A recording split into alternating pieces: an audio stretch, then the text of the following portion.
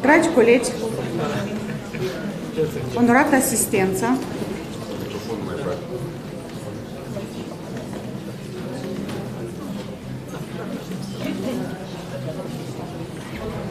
am deosebită onoare să vă salut în această dimineață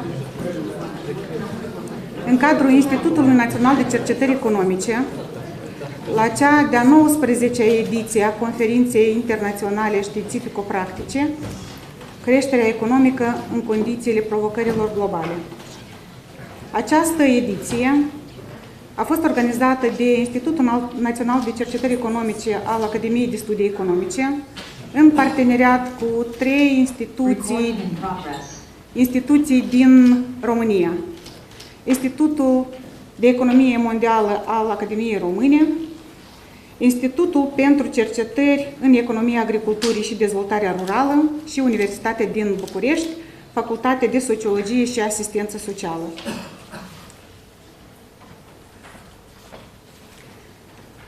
Conform tradițiilor, vă rog să onorăm imnul Republicii Moldova până a începe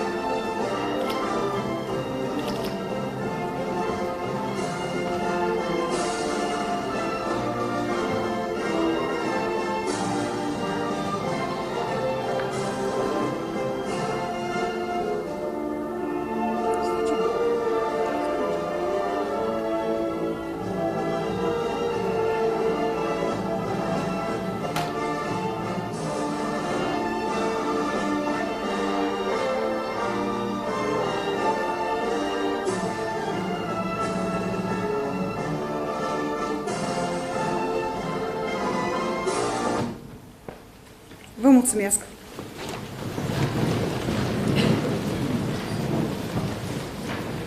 Salut în această sală rectorul Academiei de Studii Economice, academicianul Alexandru Tratan și oaspeții de onoare a evenimentului nostru.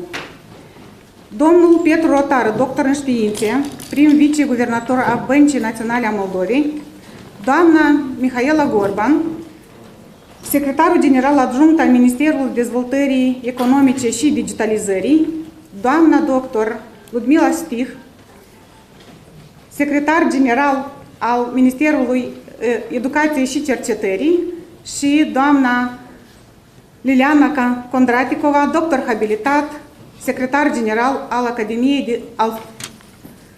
Academiei de Științe al Moldovei. Vă mulțumim că ați dat curs invitației noastre și ați găsit timp în această dimineață să fiți alături cu cercetătorii, participanții și oaspeții conferinței noastre.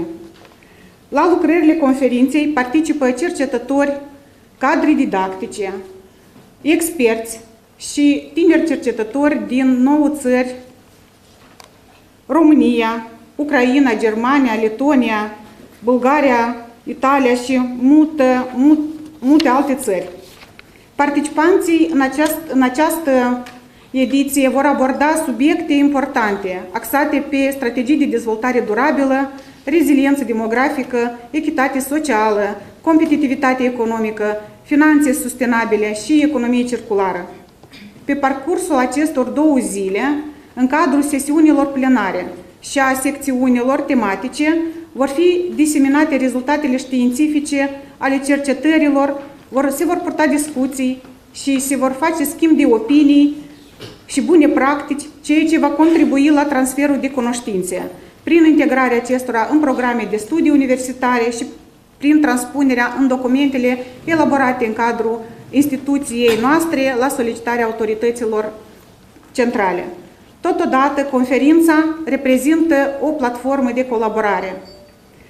Aceasta ne permite să inițiem noi proiecte, noi direcții de cercetare și să dăm relațiilor de colaborare un aspect durabil. Urez tuturor participanților discuții fructuoase, inspirație și optimism și sper ca aceste lucrări să aducă o plus valoare tuturor participanților, dar și întregii societăți. Vă mulțumesc! În calitate de moderator al conferinței, ulterior va conduce ședința doamna Victoria Iordache.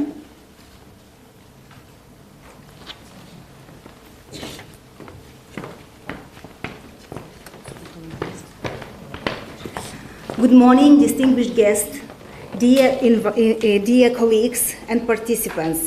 It is a pleasure to welcome you all. I am deeply honored to moderate this plenary session of this important international conference which brings together prominent voices from academia and policy. Before we proceed with keynote speakers' discussions, it is my pleasure to invite our distinguished opening speakers who will share their welcoming remarks and perspectives.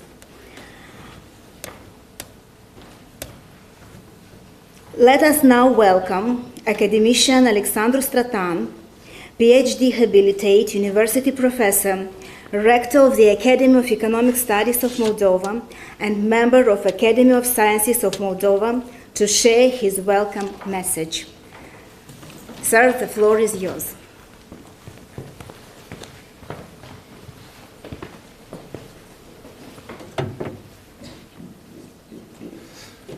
Bună dimineața, doamnelor și domnilor.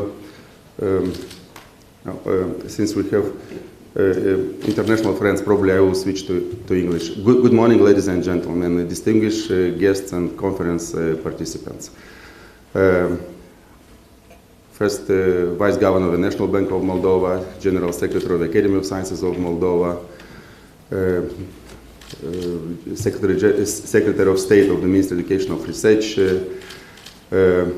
Ms. Mihaela Gorba, representative of the Minister of Economy, and all our friends. First of all, for me, it's a deep pleasure, and I'm very, very happy today to greet you with great joy at the inauguration of this conference with a very actual title: Economic Growth in the Face of Global Challenges, Strategies for Sustainable Growth, Demographic Resilience, and Social Equity.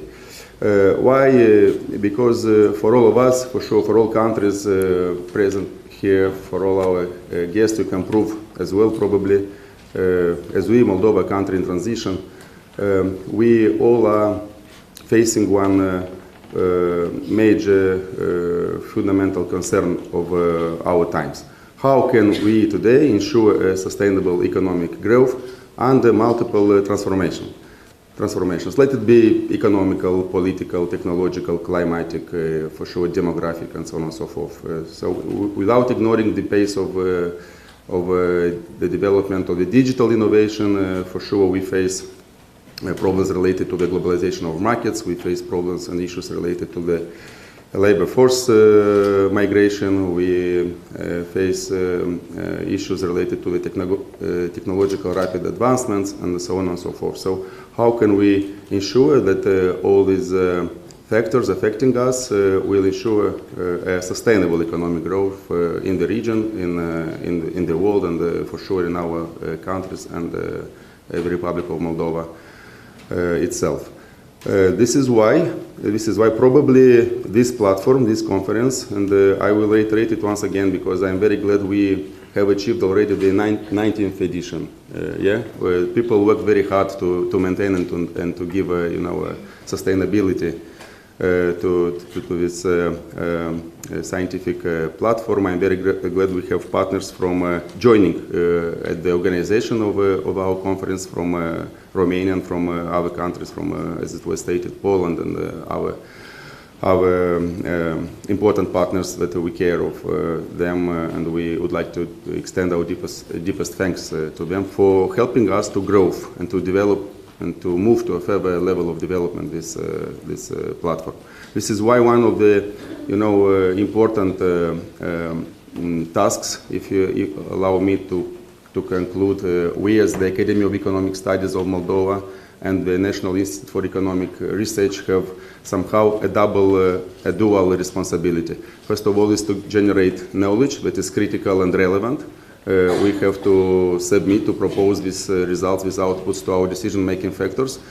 On another hand, we have to create and to prepare good specialists and leaders capable of implementing already these solutions and these outputs we are offering, we are delivering, so that the decisions taken by them, I was always striving for that, makes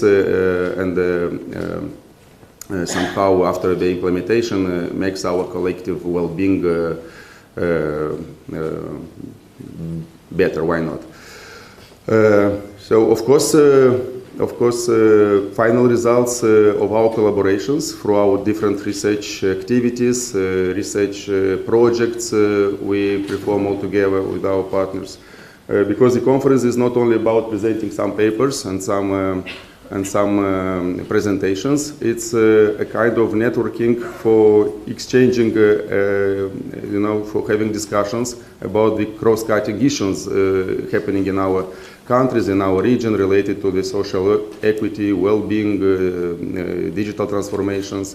For us, for sure, demographic constraints are very actual nowadays. Recent studies show that by 2050, we will face again these problems related to demographics like aging, low birth rates, migration, population displacements, and so on and so forth. So this will lead for sure to a structure, to a change in the structure of services, infrastructure, pensions, mobility, and so on and so forth. This is why it is very important for us to have this exchange of opinions, to have this exchange of outputs, findings, research findings, so that by the end, as I said it previously, to offer practical and good suggestions, proposals to our decision-making factors. I would like finally at the end to thank all our organizing committee. As far as I know, we have a lot of people involved. Thank you very much for bringing this event to this day in this format. I would like to extend also the thanks to all our veteran participants. So there are participants coming from different countries every year, which are somehow, patriots and friends who go step by step and hand in hand with us. I would like to greet also the director of the World Economy Institute, Simona Magăr-Poladian. Is she online? Probably already, yes. If you hear us, good morning, Ms. Director and Mrs. Director. And finally, to extend all our thanks to the National Institute for Economic Research that proved to be throughout the years one of the leading research centers in Moldova, capable of submitting good results and findings. I wish you a productive conference, good results. Despite the weather outside, which is a rainy one, the atmosphere is made always by people. So have a good time. Don't forget that Moldova is the country where the fine wines come from. Have a good, productive conference. Thank you very much. Thank you very much, Professor Stratan, for your valuable insights and for setting the tone for today's discussions. We are honored to have here the representative of the National Bank of Moldova. This is the institution that has a key role in ensuring the country's financial stability and promoting sustainable economic development, which makes its perspective especially valuable for today's discussions. I have the pleasure to invite Mr. Petru Rotaru, First Deputy Governor of the National Bank of Moldova. Mr. Rotaru, you have the floor. Good Morning, everyone. First of all, thanks for invitation. I'm honored to be here today. And the National Bank of Moldova is a central institution, and our primary role is to ensure financial stability and price stability. And if we discuss about price stability and inflation, it's one role. It's very important about National Bank to ensure stability of the price and to maintain capability of people to pay for services, for goods, for our needs. Another point of price stability and inflation, it's about investment. If you have inflation stability and price stability, you have good, have predictability for investments, and our role to work in this area and to manage this very important point. Another point of view about National Bank is about to have a good collaboration with all the public institutions, to ensure collaboration between public institutions, to align our legislation and our national legislation to EU acquis. And I think this role is very important, and it's not about public institutions, about ASEM, for example. We have a lot of collaboration when we discuss very technical issues to align with EU acquis. In other point of view, it's about digitalization. On Monday, National Bank, in March, National Moldova was accepted in SEPA, and started to Monday this week, we started to process SEPA payments. It's a good news for our business environment, for citizens, because first of all, it's to decrease costs, and in our situation, it's very important for business environment. For example, we predictably to decrease cost until 50,000 million euro for 1 year. It's a big amount for our country. And it's not about amount, it's about faster to do these payments, and very easy for our business environment. And I think we need to increase and to work together to develop digitalization in our country. It's not about just financial institutions, it's about all the financial and public services. And I think with National Bank, with Minister of Finance, Minister of Economy, and all the institutions, we need to work and to be more efficient in this area. And finally, I think National Bank, it's about our very big strategy about economic integration, and we work with Minister of Economy, Minister of Education to implement this strategy. And it's not sufficient to have to implement and to have digitalization, but it's necessary to the people to understand how we need to use and to implement in your life to be more easy to live. And finally, I would like to thank for invitation. I think this type of conference is a good platform to discuss problems, because we have a lot of problems. We discuss about war in Ukraine and our investment environment in Moldova. I think appetite of investment is low. We have a lot of factors, but I think EU integration, our perspective very clear to be member of EU, it's very good argument for investment to come in Moldova, to do investment in Moldova. I think together we need to send this very strong message. Moldova will be a member of EU, and Moldova is a very good platform for investment, for foreign investment.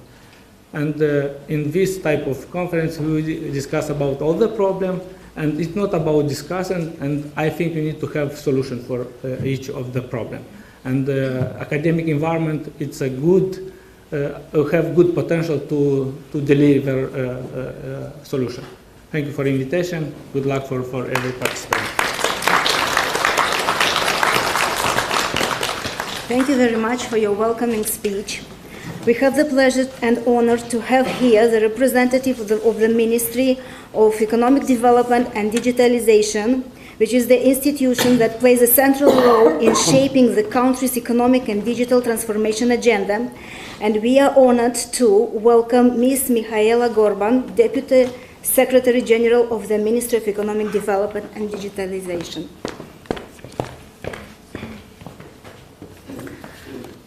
Thank you so much. Good morning, everyone. I'm very honored to be here at this conference. It's a very important platform in order to exchange the views and perspectives for the future economic growth and the sustainable one. I would like to thank a lot the organizers of this event and indeed to wish you productive discussions and for sure all the results of this conference can contribute to the elaboration of the public policies, efficient and stable one. If you allow me, I would like to switch to Romanian. Deci, încă o dată, mulțumesc organizatorilor pentru această conferință extraordinară. Ministerul Dezvoltării Economice și Digitalizării depune eforturi maxime pentru a crea o economie europeană acasă, pentru a crea condiții competitive pentru mediul de afaceri, pentru a ridica nivelul de trai al cetățenilor din țara noastră. Deja avem rezultate bune care ne dă semnale că economia țării noastre se relansează. În trimestrul 2 anului curent am registrat o creștere de 1,1% în comparație cu perioada de raportare de anul trecut. La fel, dacă o raportăm cu trimestrul 1 2025, observăm o avansare a PIB-ului, produsul intern brut, cu 1,6%. Acestea sunt semnale pozitive. Înseamnă că motoarele de creștere economică care se realizează și reformele economice pe care le întreprindem dau rezultate pozitive. Un rol important în consolidarea acestor eforturi îl are planul de creștere al Republicii Moldova. Este cel mai amplu pachet de sprijin financiar oferit de Uniunea Europeană Republicii Moldova în valoare de 1,9 miliarde euro, care este constituit din un document comprehensiv care cuprinde un șir de reforme economice importante pentru economia țării, pentru dezvoltarea sectorului privat, pentru conectivitate și infrastructură digitală, capitalul social, capitalul natural, sectorul energetic, valori fundamentale, dar și o listă de proiecte investiționale. Fondurile planului de creștere al Republicii Moldova urmează să fie alocate în modernizarea drumurilor, infrastructurii, în domeniul social, în grădinițe, școli, spitale, la fel în dezvoltarea sectorului privat, în tranziția verde. Valorificând toate aceste fonduri, ne așteptăm să avem o creștere economică, o creștere a produsului intern brut cu 4,3% până în anul 2028.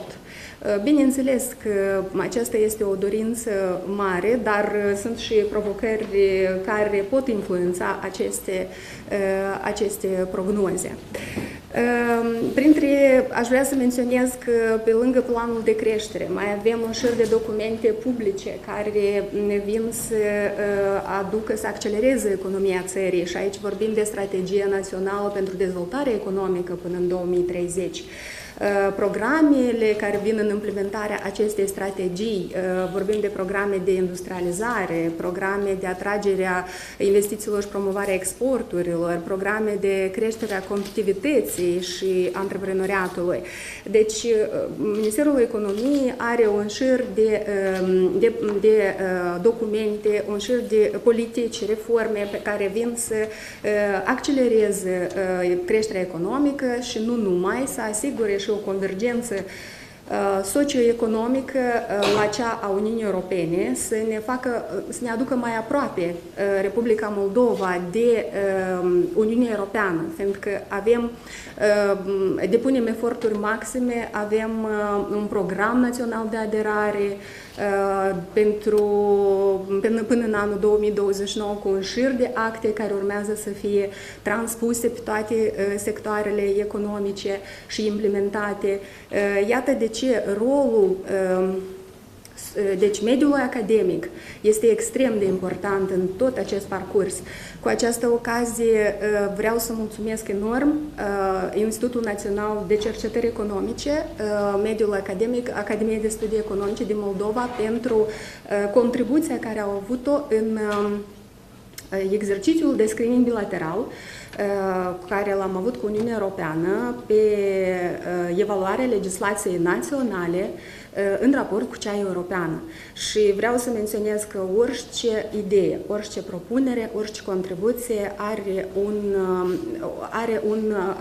un rol important în elaborarea politicilor economice.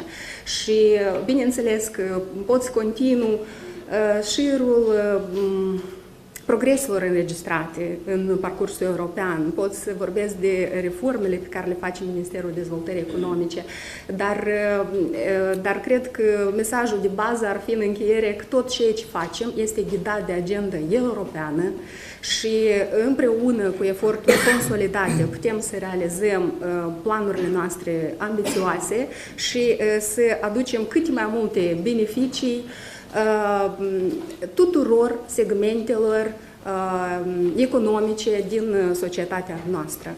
Eu vă mulțumesc mult și spor la treabă!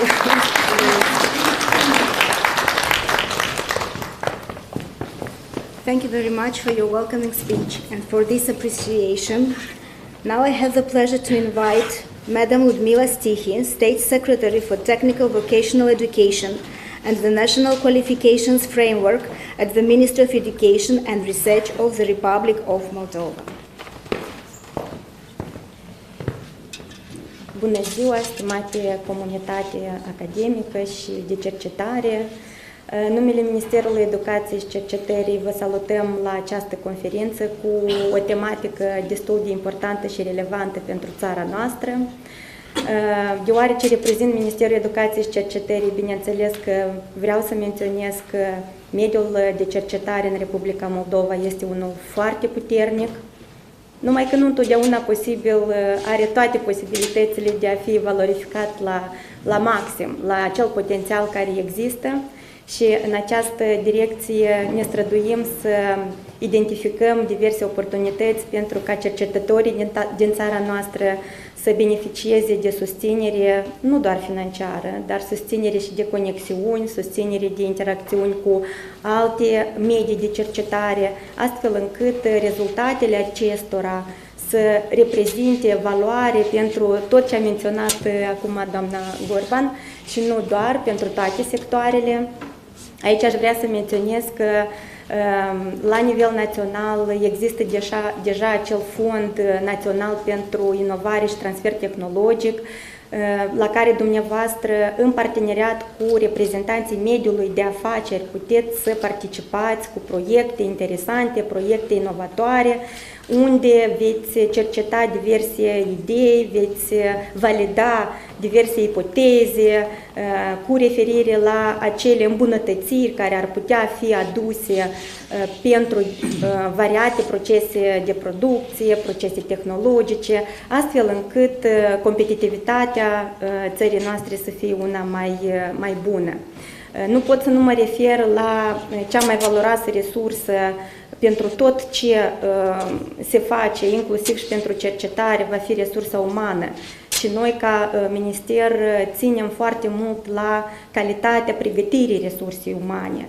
Și aici e foarte important ca să existe o legătură strânsă dintre acele nevoi care le are mediul de afaceri și alte domenii, și social, și economic, și deci, ecologic, pentru ca să beneficieze de resursă umană bine pregătită. Întrucât sectorul care îl curez eu ține de învățământ profesional tehnic, eu aș veni și cu o primă propunere ca în clusterele de cercetare să încercăm să integrăm și cadre didactice din învățământul profesional tehnic. Maestri, instructori care au cunoștințe profesionale, cunoștințe legate de domeniile tehnologice și ei ar putea veni cu diverse idei pentru ca să fie cercetate în profunzime, pentru ca să fie testate și avem câteva exemple, unul dintre care este într-o companie cu capital străin din Republica Moldova, unde un elev din învățământul profesional tehnic a venit cu o mică inovație în această întreprindere, care a fost testată și ulterior a fost implementată la nivelul întregului grup. Și mă refer grup în toate companiile din toate țările unde ei sunt amplasați. De aceea, îndemnul nostru ar fi, într-adevăr, să existe o colaborare mai strânsă dintre mediul de cercetare și sectorul real. Știu cât de dificil este atunci când ne adresăm la reprezentanții mediului economic ca să ne primească în organizațiile lor, să ne ofere informații, să participe la acele studii și cercetări care le inițiați. Aici ar fi bine să lucrăm și cu reprezentanții mediului economic ca să înțeleagă că, de fapt, acele cercetări, acele idei care dumneavoastră le analizați, le studiați, le încercați să le simulați pe anumite eșantioane, sunt de fapt pentru ca să se îmbunătățească ceva pe anumite dimensiuni. Și atâta timp cât, iată, aceste lucruri o să fie foarte bine conectate unele cu altele, bineînțeles că noi vom avea și acele avantaje competitive care vor fi caracteristice mediului din țara noastră, deoarece avem și noi anumite particularități ale țării noastre care merită să fie puse în valoare și merită să reprezinte acel avantaj competitiv. De aceea, văzând care este tema sau genericul acestei conferințe, înțeleg că dumneavoastră veniți cu diverse abordări sub diferite prisme a uneia și aceleași probleme, de exemplu, ori veniți cu idei mai deosebite care nu au fost la moment cercetate. Pentru noi este important ca să cunoaștem care sunt aceste rezultate și pe diverse căi să încercăm să facilităm integrarea rezultatelor cercetărilor dumneavoastră la acele nivele pentru care ele se potrivesc. În cazul în care s-ar potrivi pentru instituții de învățământ superior, le integrăm acolo. Dacă s-ar potrivi pentru alte nivele de învățământ, la fel, fiindcă vreau la final să menționez că capitalul uman, resursa umană, este cea mai valoroasă, inclusiv și în a transpune rezultatele acelor cercetări și studii pe care dumneavoastră le faceți. Mediul de cercetare este unul foarte îndrăzneț, este cel care este așa mai ambițios și vreau să vă doresc să rămâneți mereu atât de îndrăzneți, ambițioși, să ne deranjați, ca noi să atragem atenție la ceea ce ați făcut și împreună să încercăm să implementăm aceste rezultate. Succese! We finally appreciate the strong collaboration and cooperation between the research and the Ministry of Education and Research, and we are looking forward to strengthening our joint efforts to promote research excellence and innovation. Thank you very much.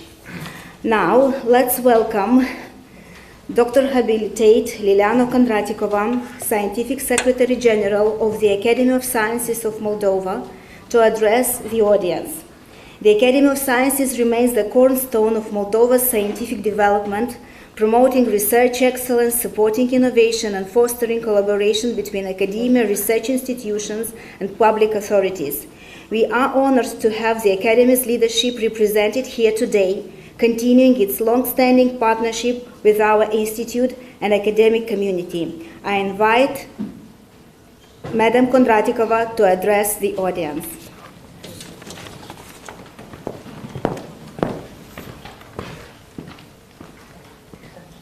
Onorată asistență, stimate domnule rector, îmi permit o abatere lirică, cred că sunt eu veteranul cel care vin deja de mai mulți ani și sunt foarte mândră și sunt privilegiată, într-adevăr, că vă văd deja la 19-a ediție, fiindcă particip la lucrările acestei conferințe încă când domnul academician, pe atunci membru corespondent, Alexandru Stratan, era directorul Institutului Național de Cercetări Economice. Am organizat alături de dumneavoastră, împreună cu doamna doctor habilitat Olga Găgăuz, această conferință și mă bucur că această stafetă a trecut frumos la doamna Angela Timuș, doamna director, care ați ajuns deja la cea de-a 19-a ediție. Acest fapt vorbește despre insistența, perseverența, dorința dumneavoastră de a veni de fiecare dată și a dezbate problemele care sunt legate de științele economice.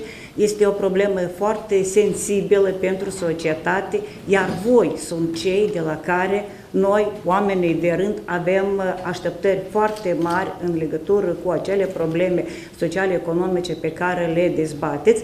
Și, respectiv, responsabilitatea autorităților este la fel și mai mare, fiindcă sunteți cei care faceți istorie, inclusiv și istoria economiei pe care vom studia pe urmă. Vin în numele Prezidiumului Academiei de Științe a Moldovei cu acel mesaj de susținere pentru activitatea dumneavoastră, care este una foarte relevantă, fiindcă de fiecare dată creșteți, ne uimiți cu agenda complexă pe care o aveți și de fiecare dată reușiți sub cupola problemelor socioeconomice, inclusiv a acestor genericului Conferinței a Creșterii Economice, să uniți specialiști atât din Republica Moldova, cât și specialiști din domenii conexe din România, Polonia, Ucraina, din diferite țări pe care, Bulgaria, care au tangență și care vin de fiecare dată să asiste la cele dezbateri pe care dumneavoastră vi le propuneți.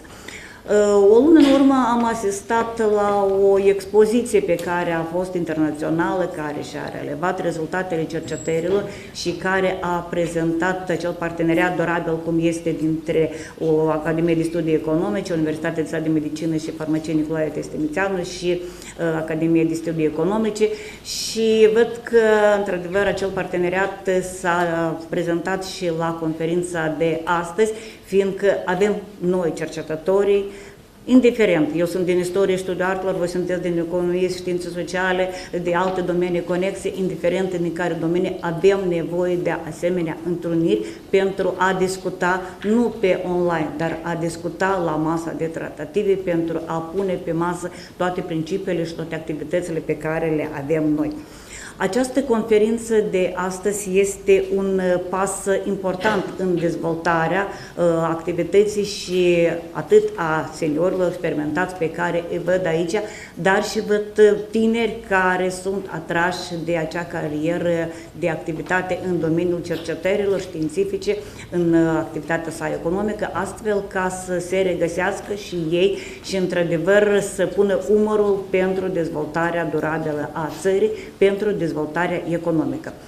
Avem la Academia de Științe și vin în cazul dat și cu invitație o platformă pe probleme socioeconomice, dar și o comisie de experți care este condusă de academicianul Alexandru Stratan și academicianul Grigore Belosteșnic și prin această comisie și de experți și platformă de activitate invit cercetătorii de a participa împreună la Academia de Știință la evenimentele care sunt organizate și fac o provocare pentru domnul rector, pentru domnul viceguvernator al băncii, pentru cei de la Ministerul Economiei și Dezvoltării Economice, da, pentru cei de la Ministerul Economiei să facem o dezbatere pe probleme economice în cadrul Academiei de Științe, fiindcă domnul academician anul acesta cumva am fost lipsiți de prelegerile dumneavoastră și așteptăm tradițional în decembrie să veniți cu o prelegere pe probleme economice, inclusiv și cele care sunt stringente pentru dezvoltarea noastră. Conferința de astăzi, după cum am zis, are așteptări foarte mari din partea cercetătorilor, are așteptări mari din partea publicului, este despre noi parteneriate, despre noi proiecte de activitate, despre noi cercetări, noi colaborări pe care le înființați de fiecare dată.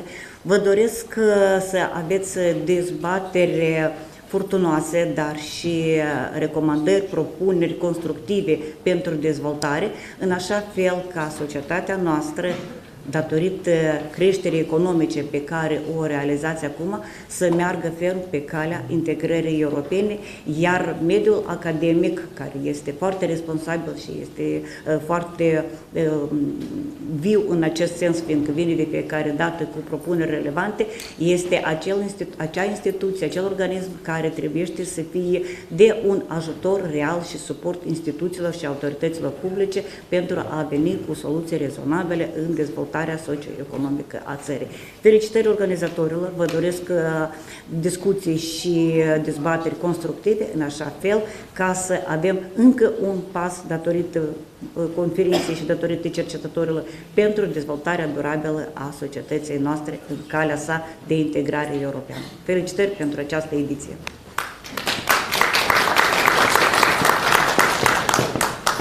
Thank you very much for your encouragement speaks. I would like to extend my sincere thanks to all our distinguished speakers for their valuable remarks. Your messages have provided inspiring reflections that will guide our discussion today. With the official opening completed, we now turn to the plenary session presentations. Our first keynote speaker is Professor Simona Moagar-Poladian, PhD, Director of the Institute for World Economy of the Romanian Academy. Professor Moagar-Poladian's research focuses on structural changes in the world economy, international economic relations, and European economic and monetary integration. She serves as a doctoral coordinator at the School of Economics of the Romanian Academy and is a member of the Management Board of the Romanian European Institute. Over the years, she has coordinated numerous national and international research projects, including initiatives funded under the Competitiveness Operational Program and the European Structural Funds Program, contributing to the advancement of excellence and competitiveness in Romanian research. She is the author of more than 100 scientific publications, and her work provides valuable insights for both the academic community and decision makers. Today, Professor Moagar-Poladian will present the topic, Romania, a review of attempts to enter the Eurozone. What lessons should be learned? Professor, you are kindly invited with your speech. Do you hear us? Yes. Thank you. I hear you. Do you see my presentation? Yes. Okay. First of all, I will address some words in Romanian. Bună dimineața! Vă mulțumesc mult pentru această invitație. Mă onorează foarte mult să fiu și în acest an alături de dumneavoastră. Felicitări, doamna Angela Dinuș, pentru numirea ca director general INCI. Am aflat în dimineața aceasta. Și acum o să dau drumul prezentării. Am să spun și în engleză. I'm honored to invite me to this edition as well. This time I'm analyzing the most important developments in Romania's roadmap towards Eurozone. So, in my presentation, I'm thinking to discuss a little brief about the history of Romania's postponed euro adoption timetable. Secondly, I will discuss about Eurozone versus non-European Union countries and some comparisons. Thirdly, I'm referring to the catching up evolution of CEC region. And four, I will say something about as. I'm sorry, Professor, the slides are not changing. Do you hear us? The slides are not changing. Yes, I'm hearing you, and at me it is changing. I don't know. I am now on the third slide, No, and I see it's the this first. slide. It's the first slide. Yes. I will stop sharing. And Okay, then try again. Thank you. Sorry. I will share again.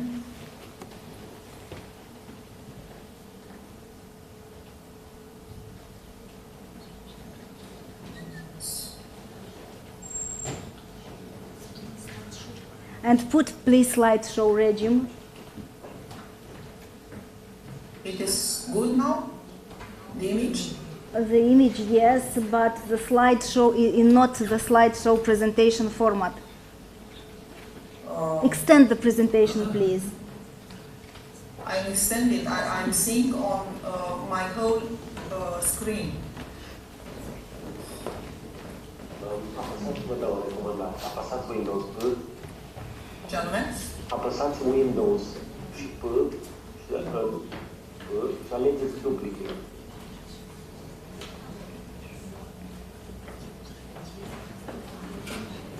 Fereastra de Windows și P și alegeți duplicate. Fereastra de Windows este care? În stânga jos, așa de aveți. Așa, da. Da, și vă apar niște opțiuni în dreapta. Alegeți duplicate. Imediat. După ce alegeți duplicate, ar trebui să vedem exact ce vedeți dumneavoastră, inclusiv schimbarea slide. Am ales dublare Așa. și acum mă duc pe prezentare. Da, vreți să rulați în full screen sau în modul editat? Cum se vede mai bine? Acum se vede? Da, rulați prezentarea un pic. E ok? Nu, ieșiți din prezentare și intrați din nou. Sau nu mai dați full screen, mergeți doar pe modul editate. Ok. Prezentare simplă. Da.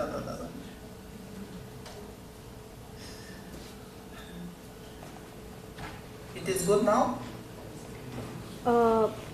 Change the slides. Yes? Acum și vedem. Da, acum e bine. Yes? Yeah. Yes, okay.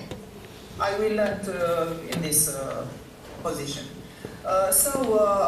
On this slide, we can see that Romania even has made visible progress in economic convergence. It has further persistence, fiscal imbalances, external deficits, weak institutional capacity, and remains obstacles for euro adoption. And here we can see that until now we have at least 7 distinct target years for euro adoptions that started in 2009. After we know that in 2007 Romania became the full member European Union country. So the first target was set in 2014 for 2019. The second target was established by the former Prime Minister, Victor Ponta, in 2013. He called 2020 a more realistic entry year. In 2022, the former Foreign Minister, Teodor Meleșcanu, in 2017, said Romania could adopt the euro in 5 years. In 2024, we have a national plan. I remember that I was part of this national committee for adopting euro, established in 2018. At that time, we fulfilled all the 4 criteria stipulated by the Maastricht Treaty. But in 2021, the former Prime Minister Florin Câțu pushed the target for 2026-2028. And at the same year, but at the end of the year, in December 2021, the National Bank of Romania and the later government, Romanian government, kept 2029 as the final target for Eurozone entry. So we see that we had at least 7 target for official target for Eurozone admission. Meantime, the level of let's say GDP per capita in Romania at the PPP, that means purchasing power parity, increase continuously on the entire period. We see that on this table that the average has grown much faster than the core EU countries, the other, especially on the other CEC region.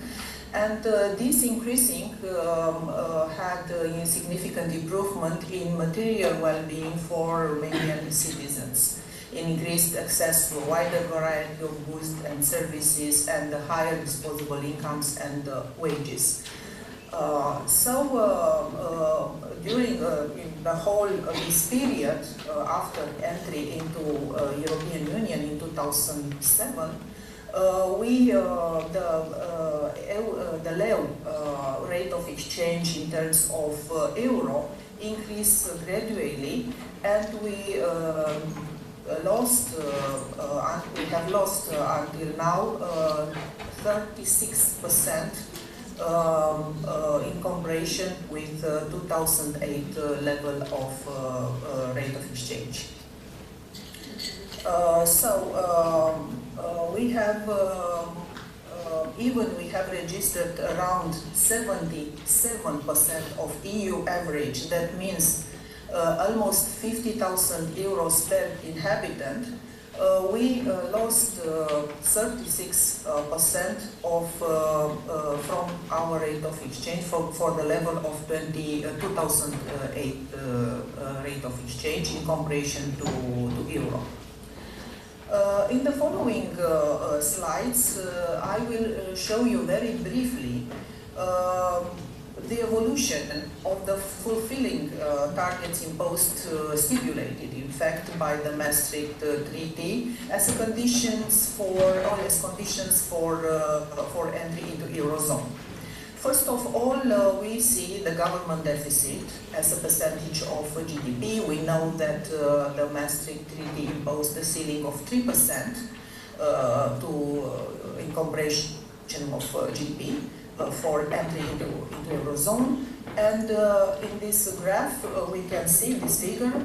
We can see that Romania had 3 years with worst general government deficit years after accession, EU accession. We see 2009 with 9.09% as a percentage of GDP, of course. 2020 with minus 9.22%. And in 2024, a deficit exceeding to 9.3% of GDP. So, in terms of government deficit, national deficit debt, as a percentage of GDP, we see here, we can see here on this figure the continuous evolution towards 60% ceilings imposed by the Maastricht Treaty, but we are still well under these ceilings. We satisfy the criteria of Maastricht only for this national debt. Concerning Romanian inflation, annual inflation, we can see, if we take into consideration the entire period, 2007-2025, that we fulfilled the condition imposed by the Maastricht Treaty only in the period, approximately in the period 2012-2018. Now we know all that inflation in Romania escalated. From 2022 we had over 14%. And now National Bank of Romania announced an inflation of 9.4%. We have here altogether all criteria in the same figure because we can see more easily what we fulfill and what we don't fulfill. We fulfill only on the debt, national debt. It is we can see the blue line here.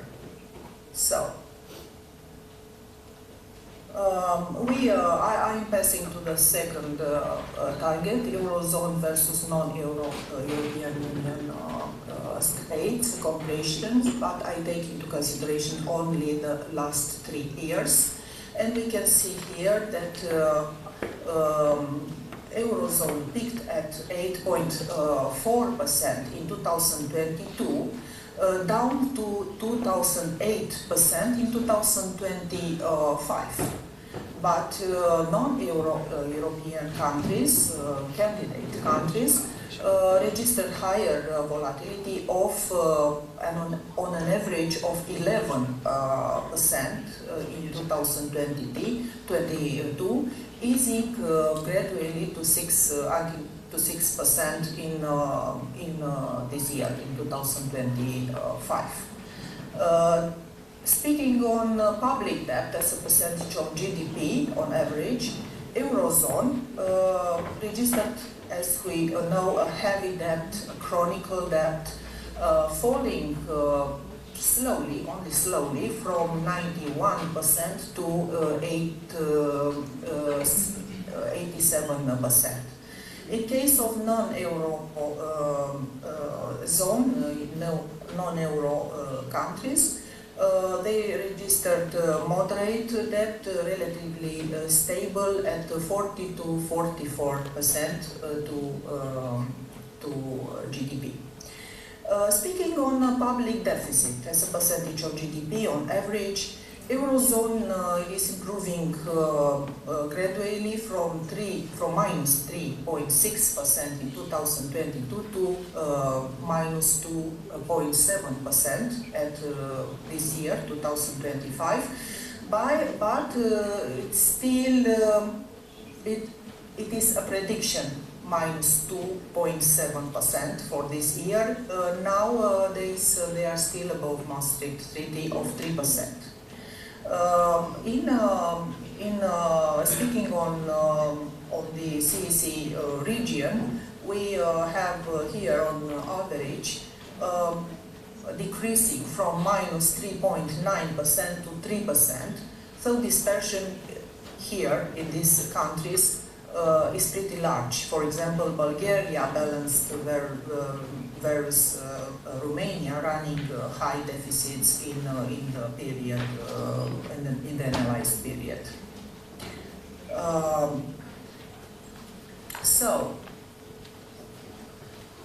In this slide, we can see the Eurozone versus non-Euro European countries in terms of inflation and debt. The Eurozone are staying better, much better on inflation, being a little bit under the ceiling of 3%, but non-Euro European countries are fighting further with much higher inflation that is on average of 6% on the whole area. On the contrary, on the public debt, Eurozone on the average has an average of 85% on the entire group, but non-Euro European countries have an average of 40 to 44%, like I said before. So here we can see the difference between the debt. I said before that in the case of eurozone countries, they are fighting with a chronic deficit debt. Founding members carried legacy debts and looser entry conditions, while later entrants from CAC region were stricter, smaller, and fiscally leaner. For example, founding members who entered into Eurozone in the first stage, first wave, on 1st January 1999, and then 11 countries was founding members for the core European Union region. And soon after that, on 2001, Greece entered into this initial group.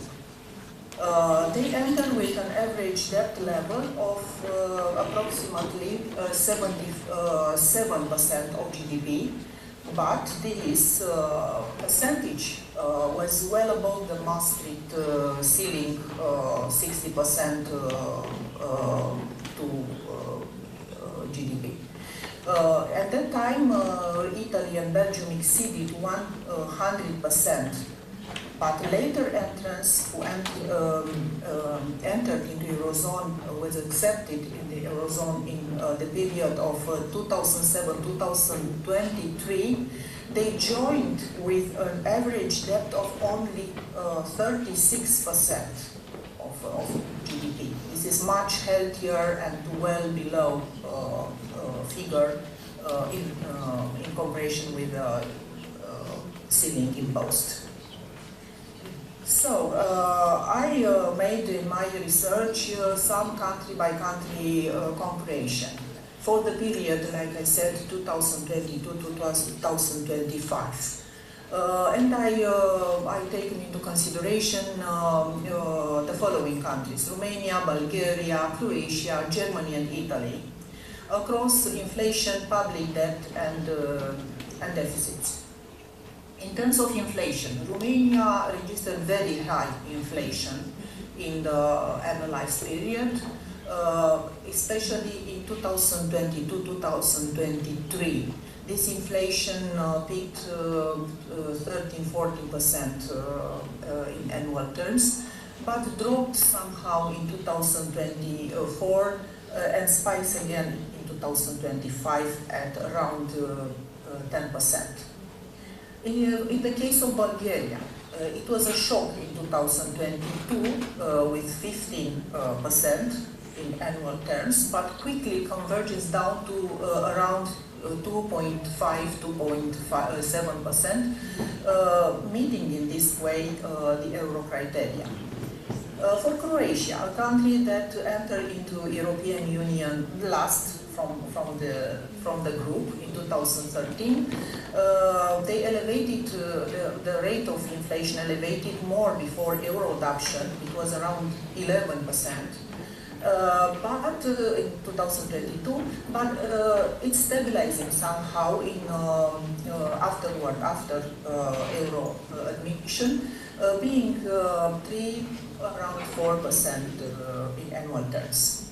Germany, a state with it was a founding members of the European Union and also of Eurozone. They have moderated faster with some around 2.6% in 2025, and anchored in this way by ECB, European Central Bank target. Italy is similar to Germany, but a slightly higher inflation persistence in this period, being around 3% in 2025. In terms of public debt as a percentage of GDP, Romania. In Romania, the public debt it's rising continuously from 48% to 55%. It's still moderate, but it is an upward path. Bulgaria is very low, 25%. It is one of the lowest in the EU. In Croatia, it is falling from 68% to 69% as economy stabilizes post-euro and and now Croatia respects the 60% ceiling. In Germany, it is declining steadily to 61% in 2025, and at the end of the year, it is predicted that will be below EU ceiling, but of course with 68%, it is below EU average, which is 85%. In Italy, it is exceptionally high at more than 140%, with only a small reduction in this analyzed period. Concerning the public debt as a percentage of GDP, Romania has high, consistently public deficit, and now is rising to more than 9%. This is a mistake, excuse me, it's more than 9%. It is well above Maastricht 3% ceiling. In Bulgaria, a small deficit, it is registered with minus 1.5% in 2025 and is very stable. In Croatia, it is close to balance, around 1.7% in 2025. Germany, this country succeeded tight control, shrinking to 1.5%. And Italy, in Italy, it has been registering large deficit with minus 8% in 2022, but now they succeeded to diminish this deficit to around 4.8% this year. This large deficit, of course, contributed to its huge deficit of over 140%. So, in conclusion of this, for this section, I could say that Bulgaria is a fiscal star of the region with low debt, low deficits, inflation under control, and of course we know that starting to January 2026, Bulgaria will join Euro in Eurozone. Croatia successfully consolidated post-Euro adoption. Romania is the outlier, unfortunately, with high inflation volatility and persistent deficits delay euro adoption. Germany represents fiscal prudence inside the euro, is a model. And Italy shows the challenges of high debt countries within the eurozone. Only briefly, concerning the catching up evolution, we can see here for the entire period after our entrance into Eurozone 2007 until 2025, that the GDP per capita at the PPP increased gradually but consistently. And with oranges somewhere in the middle is GDP per capita for Romania. We can see that we started with well below 20,000 euros per inhabitant, and now we have approximately 50,000 euros per inhabitant. In terms of let's say, entering and conditions imposed by Maastricht Treaty, we can see that in the first wave of entrance into Eurozone, we have large founding economies like Germany, France, Italy, Spain, that adopted on the 1st January 1999 Eurozone despite lower openness. But in contradiction with this let's say characteristic feature, later entrants like Slovenia, Slovakia, Baltics, Malta, Cyprus, Croatia were small, open economies with high integration with EU markets, and this integration eased somehow euro adoption process. I'm trying to answer to this question. It is better inside the European Union for highly integrated discipline economies like Baltics, Slovakia, Slovenia. Eurozone membership brought stability and growth benefits. But for weaker fiscal economies like Greece, like Italy, Eurozone membership increased challenges when crisis hit the Eurozone. Better inside depends on the readiness. If a country is ready to enter or not is ready to enter. If a country meets fiscal, economic, and institutional criteria, then euro can bring long-term benefits. If not, joining prematurely can be risky, with shocks without the safety of currency adjustment. Then the outcomes could bring outcomes if we will enter in the Eurozone, could bring greater credibility, investor confidence, easier access to financial markets, lower borrowing costs, resilience, integration, because euro reinforced their position inside the EU's decision making and reduced this way currency risks. We see until now see the history of integration for CEC country region that only small and open economies are highly integrated with EU trade and finance and become a member of the Eurozone.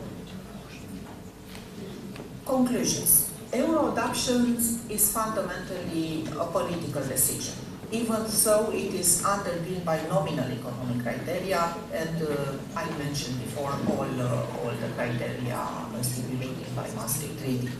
According to the macroeconomics textbook, the effectiveness of the monetary and fiscal policy mix also depends on other exogenous factors such as public trust, inflationary expectation, and global economic conditions.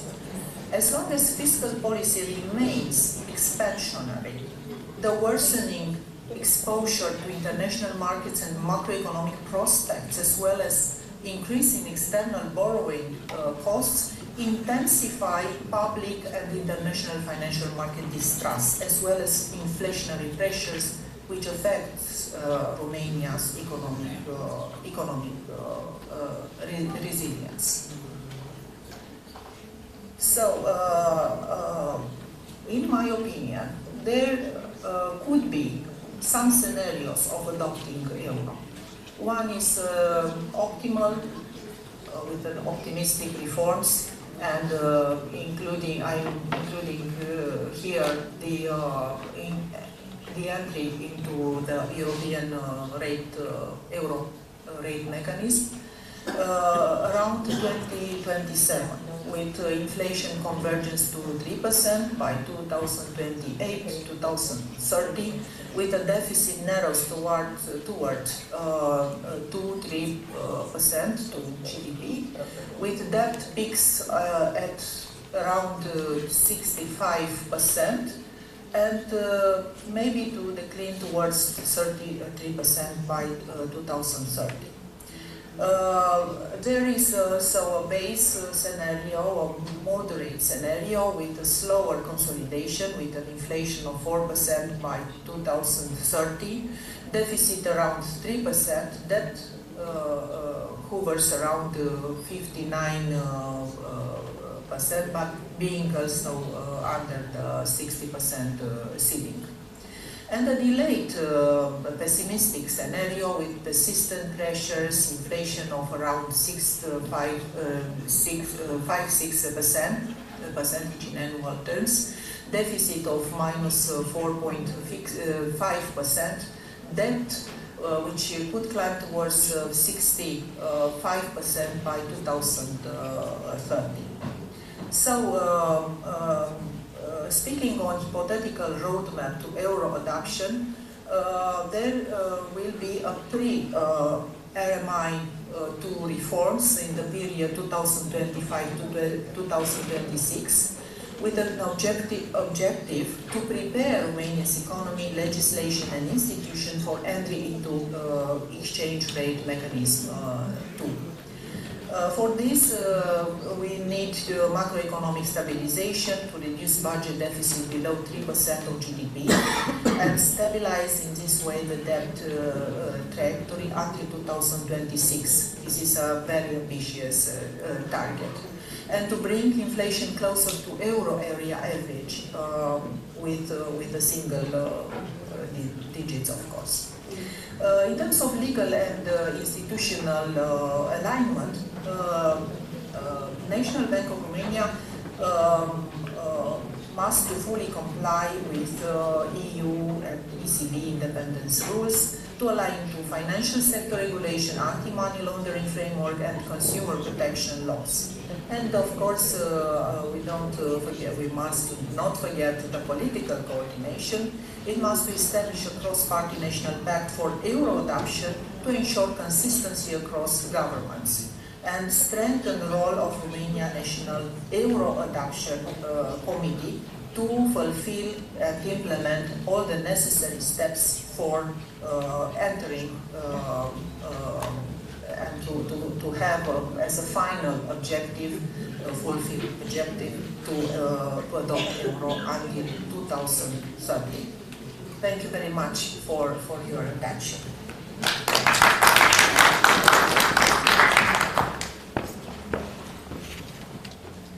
Thank you very much, Professor Moagar Paladian, for your presentation. Your reflections have provided valuable perspectives on economic convergence and policy lessons, which are very relevant for our country in today's realities, in our integration path, and the country's efforts to align macroeconomic policies with European Union standards.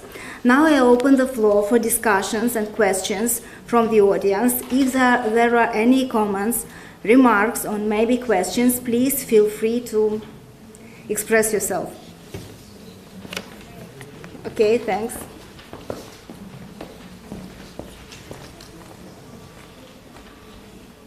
Dear Professor Moagar Paladian, thank you very much for your presentation. I hope you see and hear us. You showed us evolution of the EU and the Eurozone during last decades, and especially in Romania. And it is interesting to know your opinion about how will the future of the EU and the Eurozone might look at by 2030, let's say. And especially for us, it's very interesting how many new countries are expected to join the EU by that time. Thank you. Thank you very much for your questions. Future of the European Union is a very difficult question because we assist to weakness and challenges for the European Union. We can see that we haven't a single fiscal authority. We have economic policy that is partly national, partly on the European Union level. This slows decision making very much. Also, for the future of European Union, I foresee the necessity of fulfill the energy dependence. Because we are in the past we have a reliance on external suppliers. For example, Russia in the past, now Middle East, US, Africa. Also, we have some, European Union has many challenges from innovation gap compared to the US and China. The EU lags in a little bit in big tech, in artificial intelligence and venture capital investments, and also in demographics. European Union are struggling with aging population, shrinking workforce in some states, immigration controversies. These are challenges for the future of European Union. So for the future, I can foresee also a multi-speed Europe, with a core group, France, Germany, Benelux, Nordics, integrates deeply, while others stay on in a loser orbit. I can foresee a fragmented Europe with rising nationalism, which erodes unity. EU becomes more like a trade bloc than a political union. So, for the second questions, how I see the enlargement and integration for extending with other countries. So Western Balkans and Eastern Europe. I can see that countries like Albania, Montenegro, Serbia, Moldova, and maybe Ukraine are strong candidates to join in 2030s. This would extend the EU further east, bringing both opportunities, new markets, security debt, and challenges, governance, cohesion funds, migration. This extending the EU toward east brings necessity for institutional reform. A larger EU may need reforms to decision-making, to reduce national veto, to a more qualified majority for voting, for example, to avoid a paralysis with more than 35 European Union members. Thank you very much.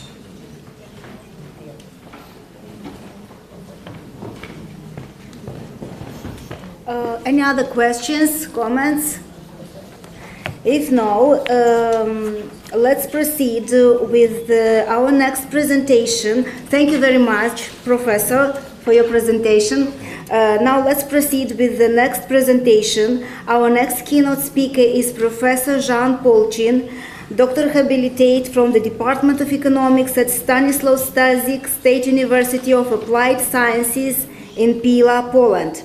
Professor Polchin's research focuses on sustainable development and human capital, particularly in relation to rural areas. He has actively participated in international research projects across Central and Eastern Europe, including Moldova, Lithuania, Romania, Serbia, and Czech Republic, Poland also. He is the author of more than 130 scientific publications and continues to make a significant contribution to academic collaboration and international research networks. Today, Professor Polchin will present his study titled Implementing Circular Economy in the European Union, Insights from a Systematic Prism Review. Professor Polchin, the floor is yours.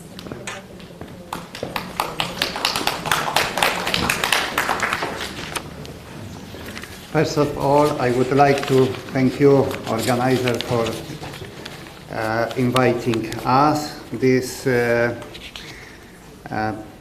result of my presentation is a result of working together with our team from Turkey, of course from Moldova, and from Poland.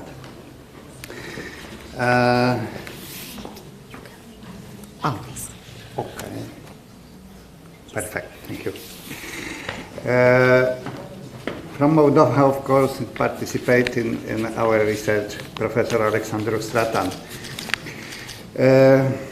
Because of industrial production process cause serious damage to the natural environment, mainly because of the waste produced during manufacturing, we decide to analyze research on the circular economy in the context of European Union countries available in scientific literature. For this evaluation, we use studies from the Scopus database about the circular economy from the years 2004 on 2024.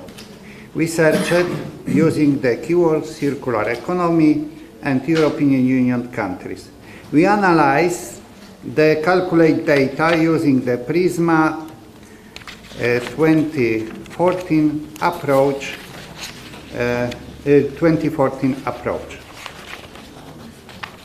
This diagram shows the problem discussed in the study in the best way. In the linear economy, in the top of this diagram, the starting point is natural resources which we use to produce goods and deliver to customers. Customers use the goods and leave waste, which is usually not reused and goes to landfills or in burn. This causes damage to the environment. In the circular economy model, the production process is taken as the starting point. Similar to the linear model, it begins with the use of resources. However, it includes not only primary raw materials, but also those obtained through recycling and reuse. This approach helps reduce the amount of waste and lower the pressure of the natural environment.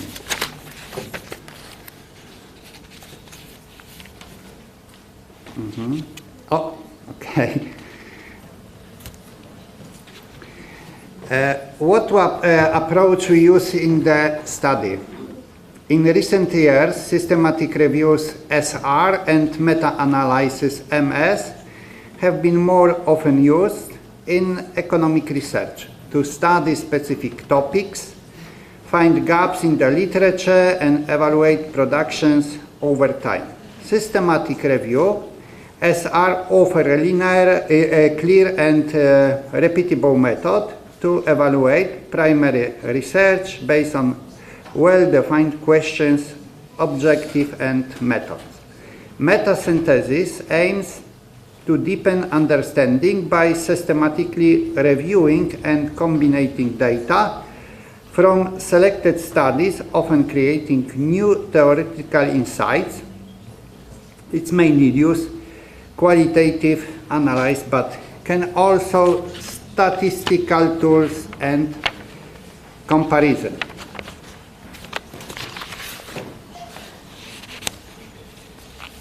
Which research was used in the study? It's first, formulating research in first step, formulating research question. We analyze study on the circular economy in European Union member states. The following research questions were developed based on the literature. Question 1, what are the main findings on the circular economy in the economics literature of European Union countries? Second question, what policies have been implemented for the circular economy in European Union countries? Next question, what barriers of limitation have been identified in the transition to a circular economy in the European Union? Last question, what business models or strategies can accelerate the transition to a circular economy in the European Union countries? Step 2, defining analytical criteria. We included all book chapters and scientific articles published in English between 2004 and 2024. Step 3, database selection and literature review to find relevant publication. We use the keyword European Union and circular economy in the Web of Science and Scopus databases. Step 4, selecting the relevant publication. The final data set was filtered based on the formulated research questions. Step 5, circular analysis using Prisma. We use the Prisma approach, which includes both abstract or full text analysis to reduce the risk of bias. Only publication meetings Prisma criteria we included. Prisma use a 27-point checklist and a follow diagram to ensure transparency. Step 6, quality assessment of publication. To ensure the implementation of step 6, we applied a two-step method. First, checking inclusion criteria, and second, evaluating methodological quality using the CASP checklist critical appraisal skills program. Step 7 is last, analysis of evaluation results, the findings based on Prisma and CASP, Critical Appraisal Skills Program.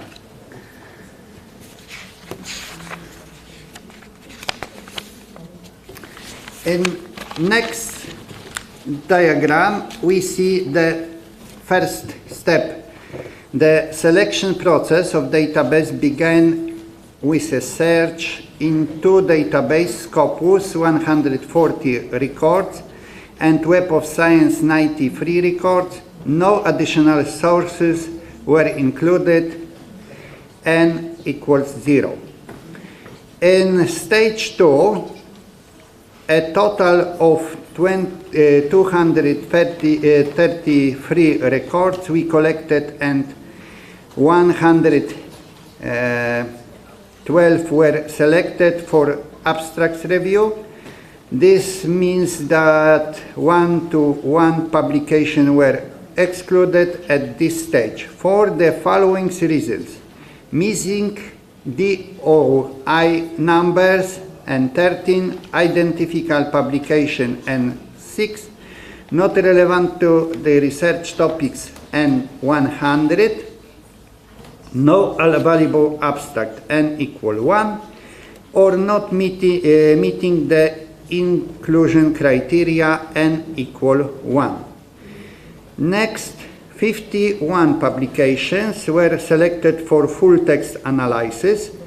This was because of the 112 reviewed, 61 were excluded. For example, 49 were not relevant in terms of content, and 12 had no accessible for full text. And last stage, we can see that finally 51 publications were included in the qualitative synthesis. These were evaluated using the CASP, Critical Appraisal Skills Program method, which allowed for a reliable assessment of the scientific value. And next slide, we see the question when we use for evaluating. As we mentioned earlier, we use a total of 51 publications for the qualitative evaluation, which were included or excluded based on the evaluation questions. In the assessment, the answers were related as yes, we calculate 1.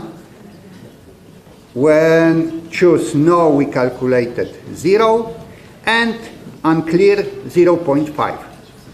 As a result of the first stage of the qualitative evaluation, 24 publications remained which received the maximum number of points. 27 publication were excluded. This is our calculation table with information with decision included or excluded. For CISP, we have another type of questions. We analyze in simple the same method. We also calculated and choose the publication. And we can go to final conclusion. The finding obtained through the CISP approach can be summarized as follows. First, a significant number of the reviewed articles were not directly related to the circular economy, which creates difficulties for researchers attempting to identify relevant literature in this field. There is noticeable lack of studies employing econometric model to analyze circular economy issue, revealing a gap in empirical research and understanding the problem of limited data availability. The majority of studies concentrate primarily on the implementation of circular economy policies and regulations. These findings suggest that initiating project and practical implementation focus on the circular economy in European Union countries is essential, not only for advancing the field itself, but also for serving as a reference point for other nations pursuing similar effort. Additionally, the development of international standards plays a circular role in harmonizing approach across countries, improving regulatory coherence, and supporting the global adoption of sustainable practice. Thank you so much. When you have some questions, I try to give answer. Thank you very much for your presentation. Are there any questions from the audience? Because I received two questions. What is your experience in preparing research article in using this method? How much time does it usually take? Probably from the PhD student. It's very interesting question. Yes. Yes, because this is like method. We want to a lot of information like experts. We should choose some interesting article. We should analyze more article. We should prepare some criteria of choice. Yes, so for example, a number of citation. That is a lot of activity. We need generally a lot of time. We work it as our team close the half year. Close the half year activity, because when you choose 51 articles, we choose finally, we should read all these articles and analyze. The author should have experience to prepare some interesting article. It's good authors who have experience with review. Yes, because generally they know what to prepare article. Thank you very much. Is it possible to use another database than Scopus and World of Science?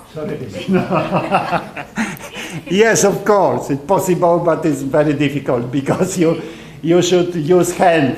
Yeah, you should use hand. You prepare the table. This is not necessary connection with Scopus and Web of Science, but it's easier when you have access for this database. Thank you. Thank you so much. Other comments or questions If no, thank you very much for your presentation. Indeed, it is a very serious and important topic for the Republic of Moldova also. And now it is my great pleasure to invite habilitate Dr. Olga Gagauz, Associate Professor, Head of the Center for Demographic Research at the National Institute for Economic Research. Ms. Gagauz's research focuses on population dynamics, fertility, aging, migration, and demographic projections. Throughout her career, she has coordinated numerous scientific projects supported by UNFPA, UNDP, UNICEF, the World Bank, GIZ, and other international organizations. She is widely recognized as a national expert on population and development, actively contributing to evidence-based demographic policy in Moldova. Professor Olga Gagauz is the author of over 140 scientific publications, including monographs, papers published in ranked international journals. She also serves as editor-in-chief of the journal Economy and Sociology. Under her leadership, the Center for Demographic Research has strengthened its role as a national hub for demographic analysis and policy advice, fostering collaboration across international research networks. Today, Professor Gagauz will present the paper titled From Challenges to Sustainability of the Pension System in Moldova. Professor Gagauz, the floor is yours.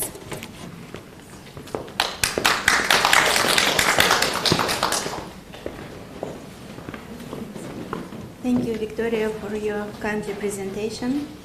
Dear guests, dear colleagues, I am glad to see you at our conference again, healthy and wishes to now to explore and to contribute to policy making process.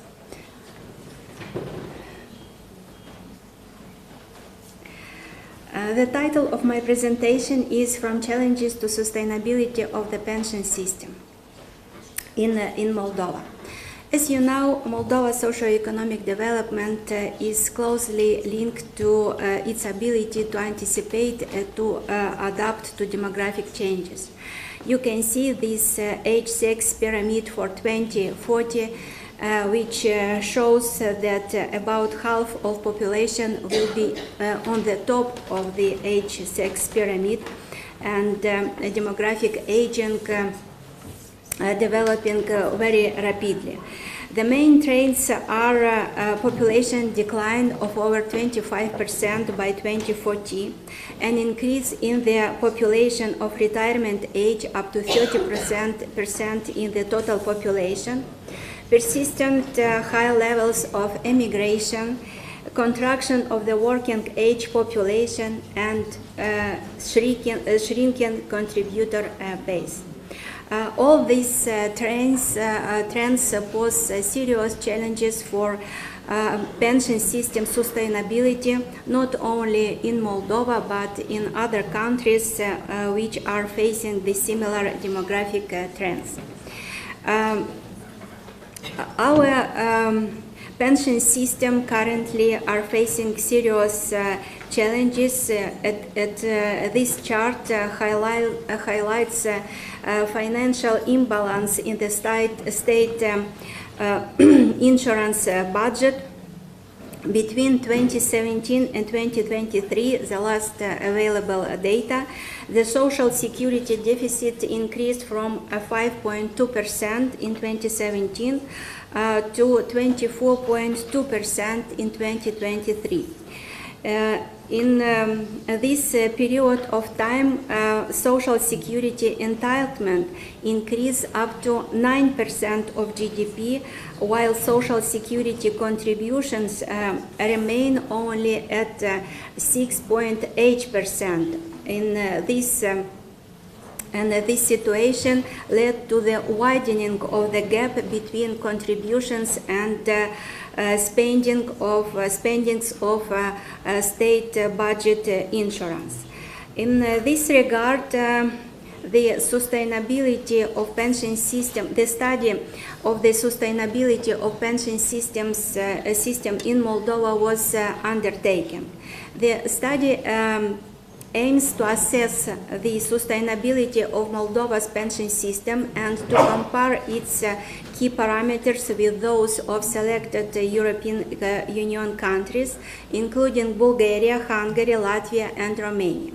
Our study based on national statistics, international databases, and national policy documents. Also, I use national transfer accounts for 2023 for Moldova 2023 and demographic projections for 2024-2014. Why Bulgaria, Hungary, Latvia, and Romania? Because these countries have similar historical, institutional, and demographic characteristics, average levels in terms of pension expenditures, similar old age poverty indicators, and all countries face demographic aging and immigration, which threatened the sustainability of pay-as-you-go system. In this slide, you can see the comparative overview of pension systems across 5 countries. You see that only Moldova solely relies on the first pillar, pay as you go. Bulgaria, Latvia, and Romania have all 3 pillars.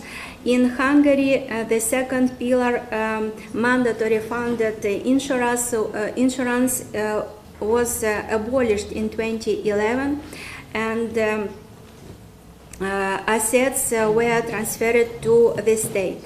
This move aimed to assure the sustainability of state budget and to cover a budget deficit. It was mentioned that second pillar are facing challenges in all countries where this pillar is available. For example, in Bulgaria, second pillar are facing low returns on private funds. In Latvia, increasing pension spending. In Romania, low rural coverage. All countries are facing serious demographic challenges as aging, migration, and pay-as-you-go deficit. There are differences in retirement age and contribution requirements by country. You can see that legal retirement age for men normally is 65. Only in Moldova, the retirement age for men is low, 63 years. But effective retirement age is lower, 60.5 years for men and 58.8 years for women.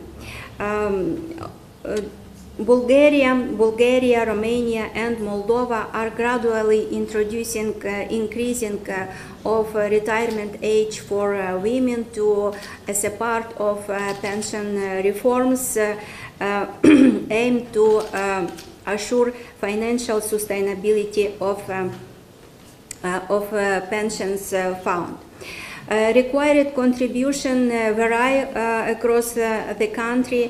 The minimum contribution for full pension depends on is required at minimum 15 years, but the full contribution from 34 up to 40 years in Hungary. In this slide, you can see key pension system indicators: total benefit ratio, total replacement report, pension system dependency ratio, and old age dependency ratio. You can see that Moldova has the lowest indicators. For example, total benefit ratio is only 32.5%. While total replacement rate only 27%, significantly lower, for example, comparative to Latvia, where this indicator is 54%, in Hungary 55%. Currently, Moldova has a relatively low old age dependency ratio, only 31%, but pension system burden is high, 55%. One more indicator, expected duration of life spent at retirement. This indicator is very important for sustainability of pension system because it shows how many years will live men and women after retirement, and the longer women and men live, the much funds need to be paid from pension funds. You can see that expected duration of life spent in retirement for men is practically equal in all 5 countries. Moldova's men live after retirement approximately 30.8 years, but they have lower retirement age comparative to Bulgaria, Latvia, Hungary and Romania, only 63. It means that currently there is no reason to increase retirement age for men because life expectancy at retirement in Moldova is lower than in comparative to other countries. Retirement age for women and life expectancy at retirement age for women is significantly higher in Moldova, 19.3 years. For example, in Latvia, this indicator is only 15.3 years. This means that there is a reason for increasing retirement age for men, for women.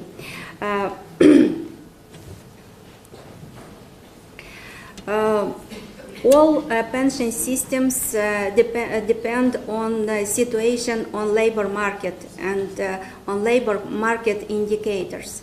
More performant labor market with high level of employment, with informal employment contribute to pension funds and consolidate their financial sustainability. You can see that in Moldova, employment rate and employment rate for population at between 20 and 64 years is only 56.8% comparative with Hungary, where this indicator is 81.1%, is very low. Also is low employment rate for population at age 55-64, only 43%, in Hungary 67, in Latvia 68, in Romania 52%. Also, we have very high level of informal employment, about 20%, when in other countries this indicator varies between 1 and 2%. Respectively, system dependency ratio is also very low, only 1.3 workers per pensioner, when in Latvia this indicator represents 2.6, in Bulgaria 2.3, and the situation is more favorable.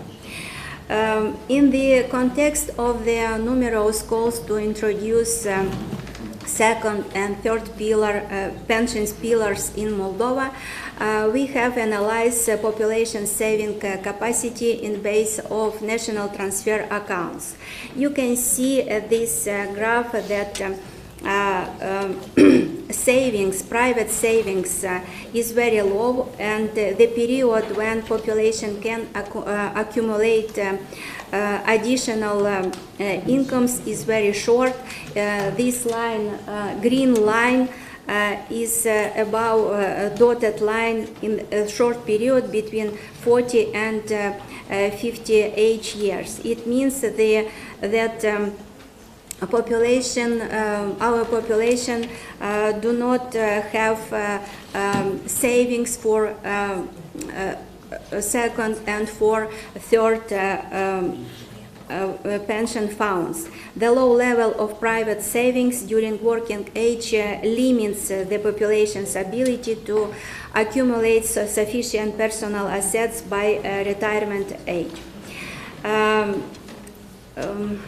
Currently, Center for Demographic Research are working on the methodology related to projections of public transfers for pensions. Our preliminary results show that population aging and significantly increasing of population at retirement age will lead to will require additional cost of pensions. For example, in the baseline scenario, which show only demographic impact, will be need for additional 25 million lei, but when we introduce annually 0.5% increase per capita, additional cost will constitute about 192 million leis. It's clear when we introduce new parameters, including improving pensions, increasing pensions volume, these figures will increase significantly. In conclusions, I would like to mention the following. The experience of other countries show that the first priority is to improve the financial stability of the first pillar pays as you go through the tackling informal employment and increasing the employment rate. These measures are the main issues. Given the current context of high inflation, economic uncertainty, and a low population saving capacity, introducing a second pillar in Moldova can be inefficient. Voluntary savings, third pillar with tax incentives may serve as a transitional step, while institutional and regulatory frameworks for a future second pillar are developed. In the long run, pension system sustainability depends on human capital investments. A highly educated and skilled population is inevitably tied to general economic development, tax revenues, and reducing reliance on social benefits in the first place. However, Moldova's ongoing human capital flight, brain drain, and immigration dependent growth represent a weakness. Both high rates of immigration and informal work contribute to deceptively low unemployment and lost state investment in human capital. Thank you for your attention. Any questions, comments from the audience? If no, thank you very much. So, ladies and gentlemen, as we conclude our final remarks, let me express my gratitude to all our distinguished speakers for their inspiring presentations, and also for all the participants for their attention and engagement. All the topics discussed have provided valuable perspectives for our future research and policy dialogue. Now we invite all the participants on the second floor to join our lunch break. Also starting from 1 p.m. please join our thematic sessions according to agenda. I wish you all productive discussions during your sessions. Thanks.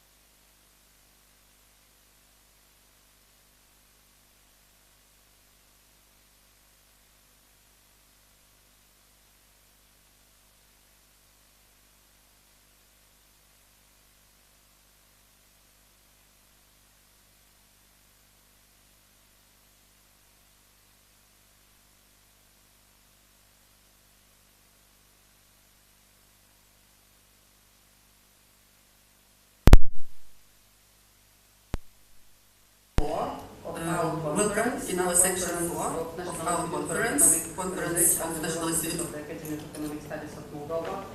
The name of our section, Well-being, Inclusion and the Reduction of Social Inequalities. From the beginning of our section, I would like to say a few words as to keep our house in order. Please mute your microphone while the meeting is ongoing. If you wish to speak during the discussion or some questions, please write your name and your university member, region, organization in the conversation box, or raise your hand on the meeting control. And right now I would like to introduce our section moderators. First of all, I would like to introduce by myself. My name is Kolesnikova Tatiana. I am PhD, associated professor, and head of the social department, social research and standard of living from this institute.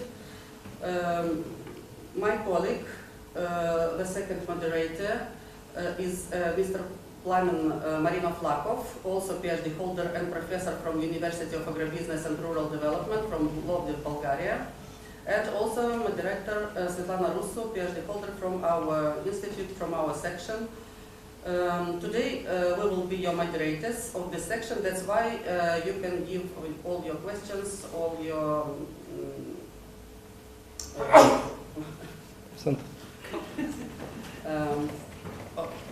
all your wishes you can give us during this section. If you please, you may write your questions in our Zoom chat.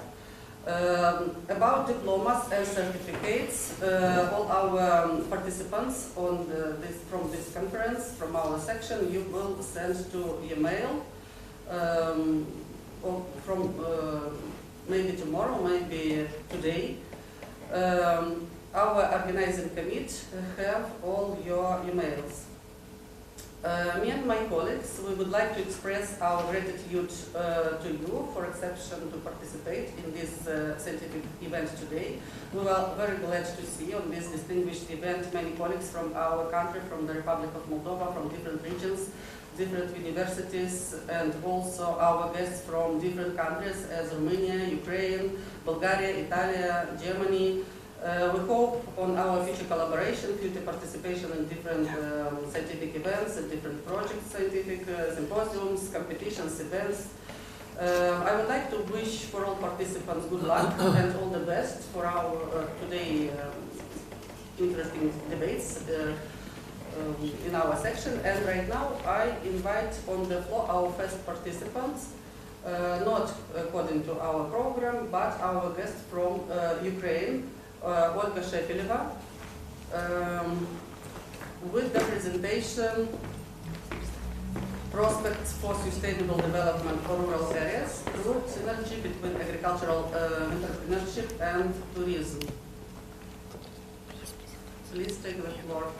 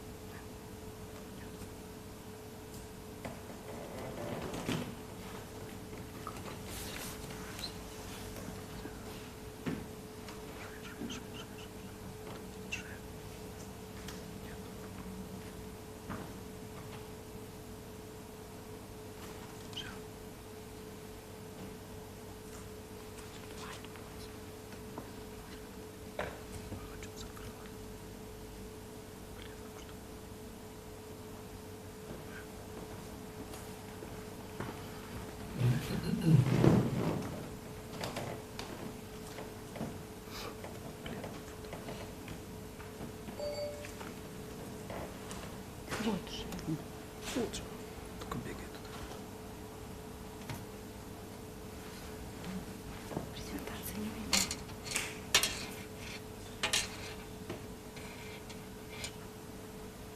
Can you share the presentation? Все, разрешить презентацию.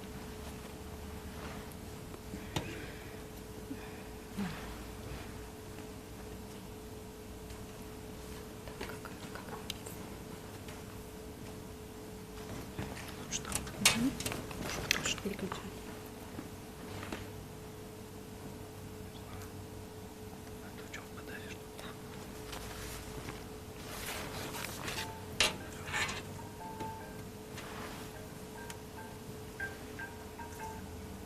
One moment, please.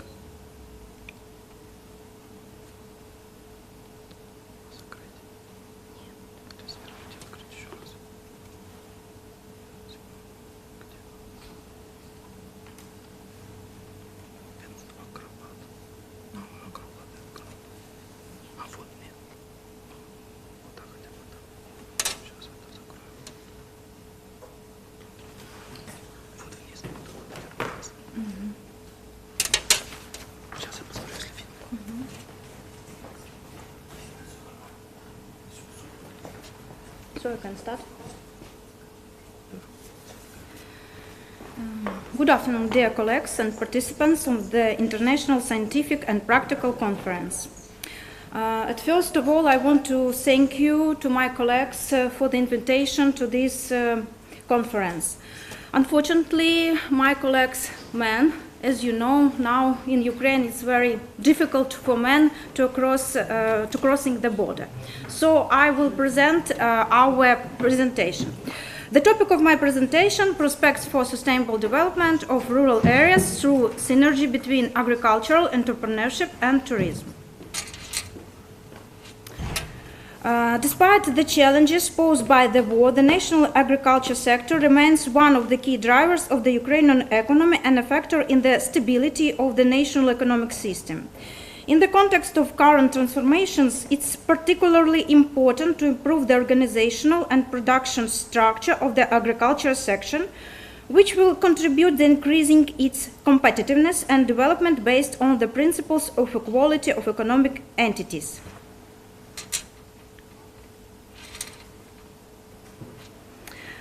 The combination of agriculture, entrepreneurship and tourism creates a synergistic effect. Agricultural enterprises can offer tourists unique food and wine products, ecotourism routes and agricultural education programs which increase the competitiveness of regions.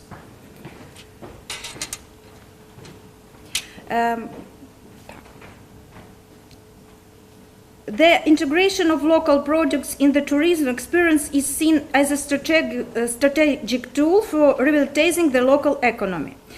An analysis of international tourism development highlights the growing demand for sustainable local and rural recreation, which opens up opportunities for rural areas, especially with the right policies for managing flows and service quality. The United Nations Tourism Report indicates that one of the key aspects is the resilience of the rural tourism after the COVID pandemic, and it's this type of tourism that has demonstrated the ability to quickly adapt to new conditions and even experience a surge in popularity, especially among domestic travelers. The Organization for Economic Cooperation and the Development emphasizes the need to shift the focus of state support from direct subsidies for production to innovation, infrastructure development, and environmental outcomes, which is critical for creating synergies between tourism and agriculture. An analysis of studies on the development of rural green tourism in Ukraine indicates its significant potential based on the national research and cultural wealth of the regions, the ability of private accommodation in villages, labor researches, environmentally friendly farm products, and the relatively low cost of recreation. At the European Union level, tourism development is actively supported by investment programs and grants for startups, which helps reduce the risk of income instability and stimulate employment in small rural communities. The United Nations launched a competition for the best tourist villages, the best tourism villages by United Nations Tourism, which aims to use tourism as a tool for rural development, prosperity, and sustainability. In 2025, Ukraine hosted an interregional conference that brought together participants from 13 regions to discuss the development of agro, ethno, gastro, medical, rehabilitation, and green tourism and the formation of cross-sector partnerships. According to the State Agency for Tourism Development of Ukraine, in 2024, the tourism industry brought in over 270 million to the budget. It's 20% more than to 2023 year, with the Western region showing the highest growth. The conference demonstrated that tourism and craft production can be key drivers of community recovery and development even in wartime. So the combination of agribusiness and tourism creates a synergistic effect that ensures the competitiveness of regions and improves the quality of life of the local population. Rural green tourism, having demonstrated resilience in crisis conditions, has the potential to become an important driver of economic recovery and community development. Examples of interregional cooperation in Ukraine confirm that a creative economy based on tourism and craft production can be an effective tool for Ukraine's sustainable development. Thank you for your attention. Thank you. Thank you very much to our speaker. And the next speaker, you are in our audience, if you want to be the second one, is the topic of the second speech is know-how. Of cultural heritage as a tool for sustainable development and social inclusion. And the presentation it's Elena Drus, habilitated doctor, professor at the International University of Moldova, Anatoly Babin, researcher, Academy of Economic Studies of Moldova, and Ivan Barabula, researcher, candidate of AOVA, Academy of Literature and Fine Arts. Se poate slide-ul prezentării.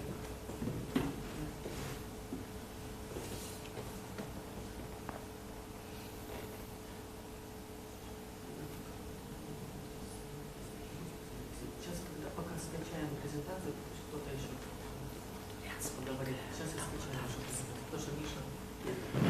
Okay, I'm excused. In English I'm very bad. speak. And... Может быть, мы сейчас пока другого, и потом, чтобы презентация все-таки ваша появилась. Maybe anyone from our guests wants to present now? Online guests. Loredana, Beatriz, Alexandra Tinianu.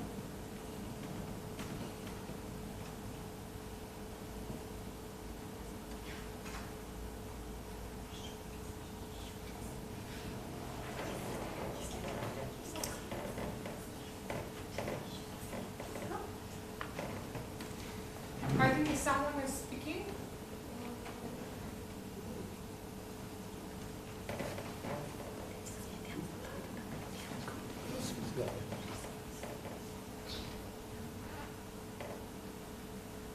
Sorry, can you repeat one more time because the sound was closed? Yes, please. Okay, can you close the previous presentation because I must be shared? Of course. Thank you.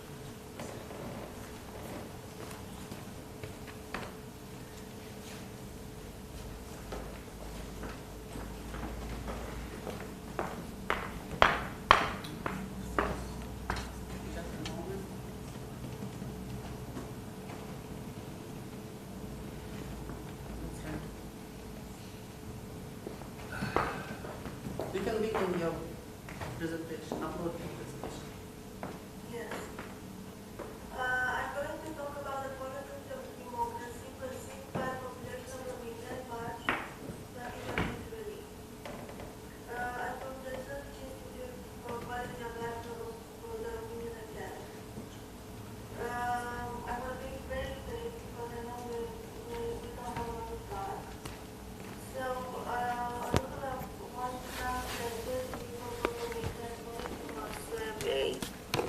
on a common European questionnaire in March 2023. These are some of the aspects that were addressed. Knowledge of some essential features of democracy, ways of conducting debates, appreciation of the quality of information, citizens' satisfaction with the existing democracy in Romania, serious threats to democracy in Romania, and you can read the rest. Characteristics in the conduct of free and fair elections, important aspects regarding the electoral campaign, perception of actions of disinformation of citizens, hierarchy of media types according to the disinformation or fake news operation carried out, ways to effectively manage online platforms in order to reduce disinformation and information manipulation, analyzing the quality of information received from online platforms, and the population's perception for the efficiency of entities dedicated to defending democracy. These are some of the literature review. I'm talking about Hannon et al., Blockmans and Schmidt and Tenchel. Hannon analyzes the conditions for forming opinions, making decisions, and implementing them. And the solutions suggested are e-voting, e-participation, and e-governance. Schmidt and Tenchel give special attention to the methodology for the efficient implementation of reforms of the democratic process in the European Union. A large part of the variables are ordinal. And I'm going to use an indicator that I was using in the conference from 2023. It's the trend indicator, which gives the tendency of the data, of the ordinal data.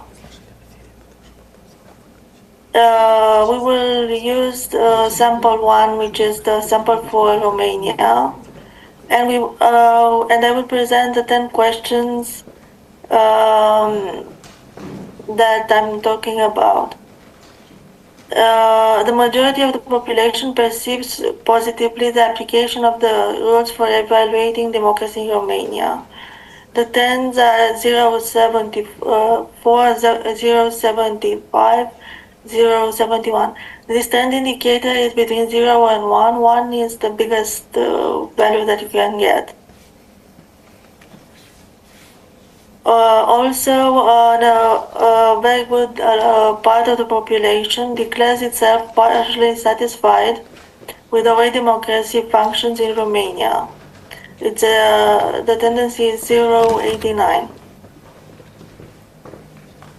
Serious threats to democracy are false or misleading information in general, circulating online and offline, 41%.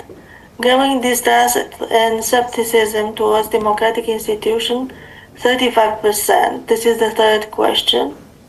Small importance is the destabilization of electoral infrastructure or processes, such as cyber attacks, 10%.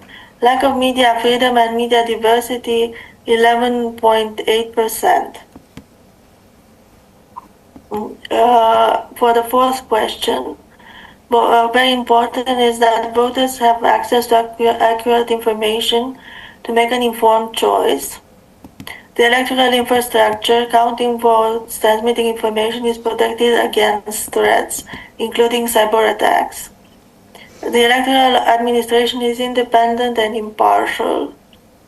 And the lowest importance in the electoral activity is the fact that the electoral administration is resourceful and competent to perform its tasks.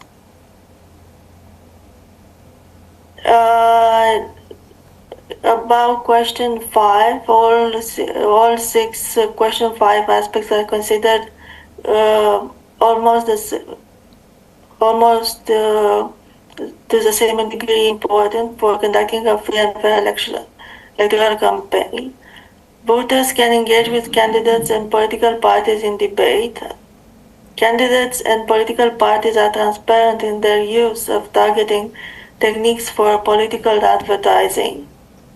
Voters know who finances political advertising and sponsored content. I'm talking about influencers supporting a candidate, and can distinguish between sponsored content and non-paid for political information.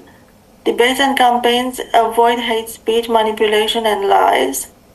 Voters know who finances candidates and political parties, and candidates and political parties have equal opportunity to access the media.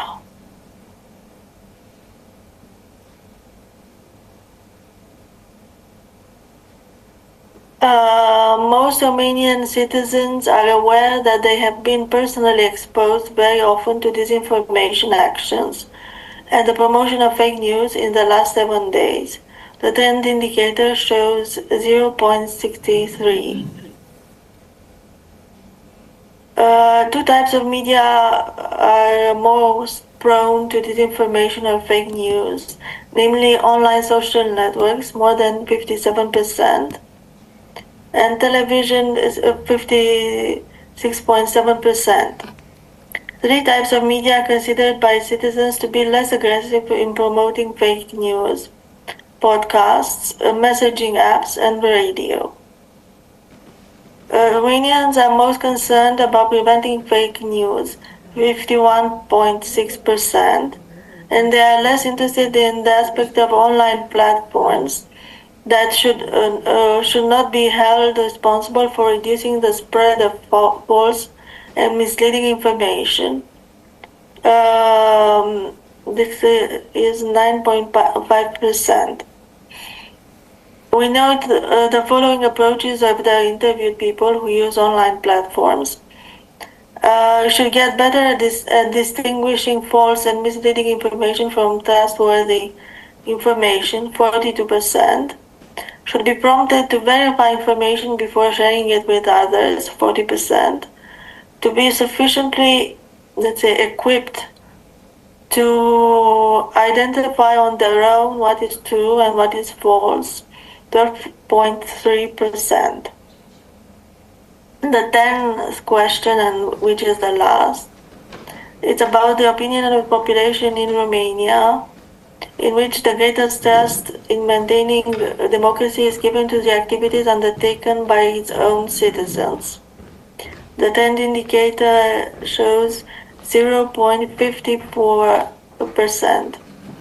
The respondents also note the exceptional efficiency of the European Union institutions, including also the European Court of Justice.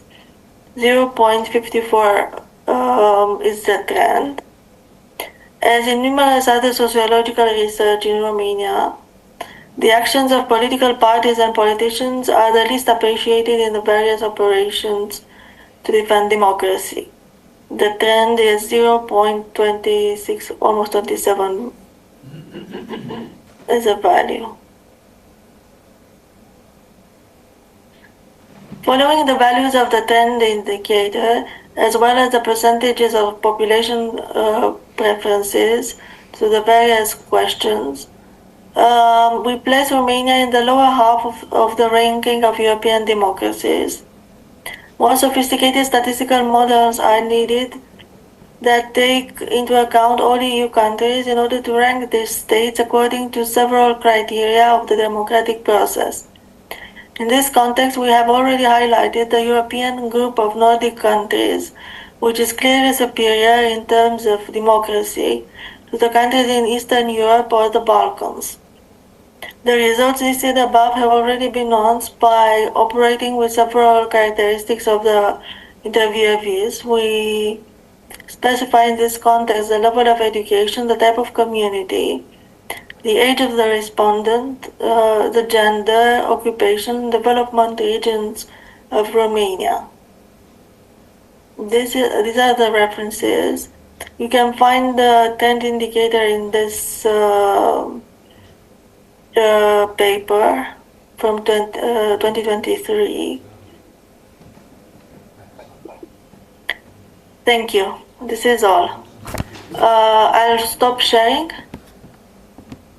Yes, thank you very much. Thank you very much for your presentation. And now,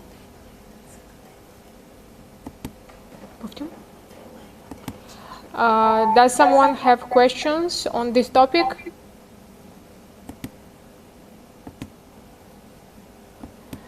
No questions yet. So we can proceed to your presentation. We have it now.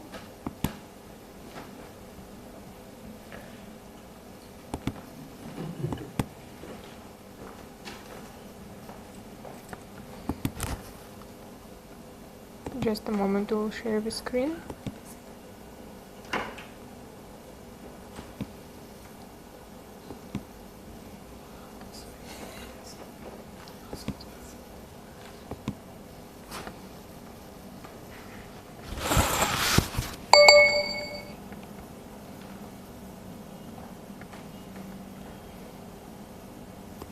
So, the presentation is here. Bună ziua, stimați colegi și oaspeți ai conferinței. Permiteți-mi să vă aduc sincere felicitări pentru așa un eveniment important în parcursul nostru, în societății noastre, și să aduc sincere mulțumiri colegilor noștri, al grupului nostru care au lucrat toată vara și a depus un efort enorm pentru crearea acestui concept. Doamnei Elena Prus, vicerectorul al Universității Libere Internaționale, domnului Alexandru Babin, lector la Academia de Studii Economice,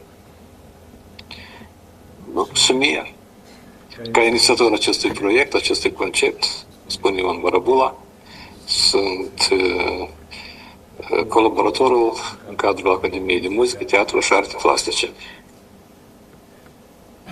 Proiectul se numește Digitalizarea patrimoniului cultural ca instrument pentru dezvoltarea durabilă și incluziune socială. Proiectul se numește InnoFocult Indigo.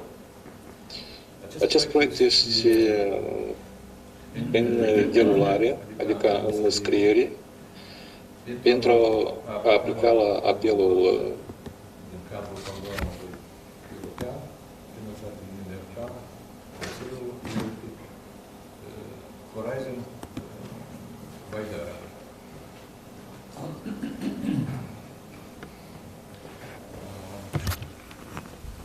Mă sună colegii, o să mă felicit, nu sună, nu știu, și îmi blochează mie. Sunt taman acum la tribună și prezint proiectul. Îmi pare bine. Mă scuzați. Deci, despre acest proiect.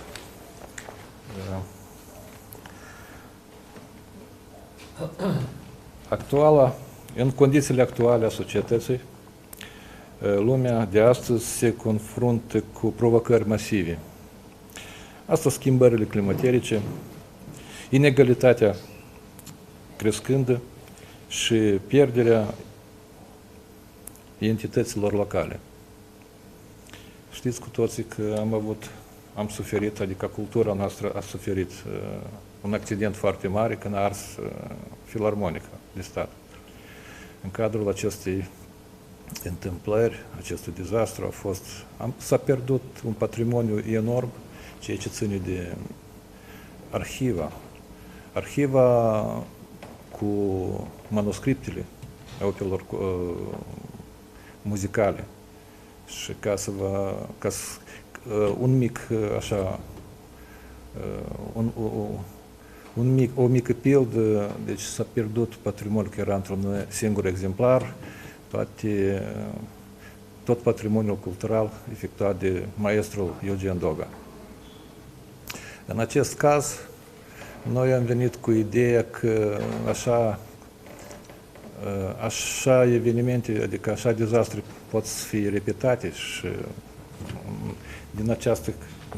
din acest context și am venit cu ideea acestui proiect.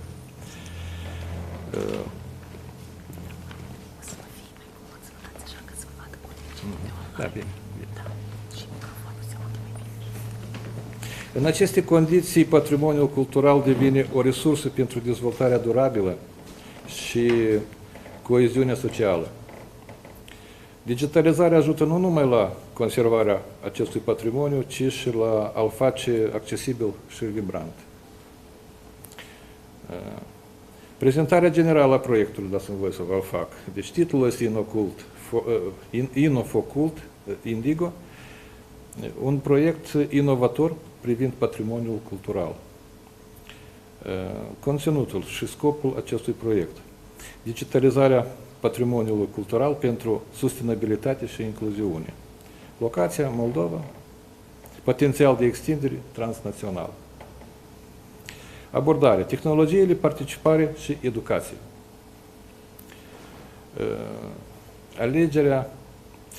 Alinierea, acest proiect se aliniază perfect la Strategia 21 și politica Uniunii Europene. Recomandări sugerate pe Strategia 21, Strategia Europeană pentru Patrimoniul Cultural pentru secolul 21. Se confruntă cu provocările care oferă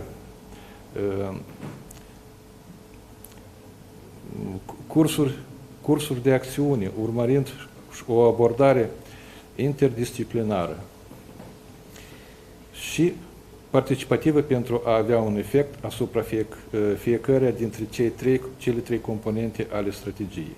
Deci, componentele sunt alinierea cu Strategia 21 a Consiliului Europei, legătura cu noua agenda culturală europeană și integrarea în politici culturale, durabile și inclusive. Următorul slide, vă rog. Next slide, please. Ce este Inofocult? Proiectul Inofocult Indigo își propune să reimagineze digital patrimoniul cultural. Acesta combină tehnologii inovatoare, educație și implicarea comunităților. Scopul este de a crea o platformă digitală deschisă și noi formate pentru interacțiunea cu cultura, atât pentru tineri, profesori, turiști, cât și pentru locuitorii locali. Următorul, vă rog. Inovațiile tehnologice în Inofocult Indigo. Deci, prima, scanarea și vizualizarea 3D. Realitatea augmentată. Analiză text prin inteligență artificială, platformă digitală, multilingvă cu acces liber. Implicarea comunităților și co-crearea. Laboratoare de patrimoniu digital. Evenimente culturale comune, itinerarii, patrimoniul cultural, participarea tinerilor, comunităților locale și educatorilor. Avem un grup, oaspeți, un grup masiv. Vedeți, s-a trezit interesul către proiect. E semn bun.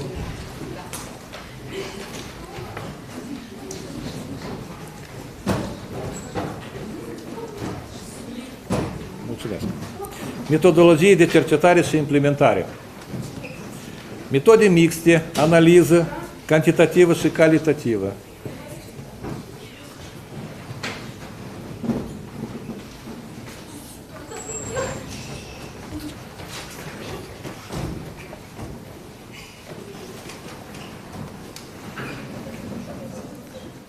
Sunteți gata, elevi? Sunteți gata? Mersi. Un traseu turistic s-a deschis nou. Mulțumesc. Metodologie de cercetare și implementare a acestui proiect. Metode mixte, analiză cantitativă și calitativă.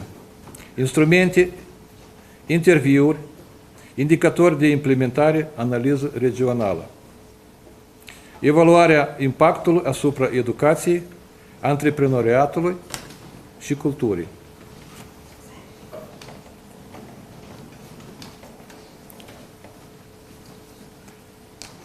Mai departe.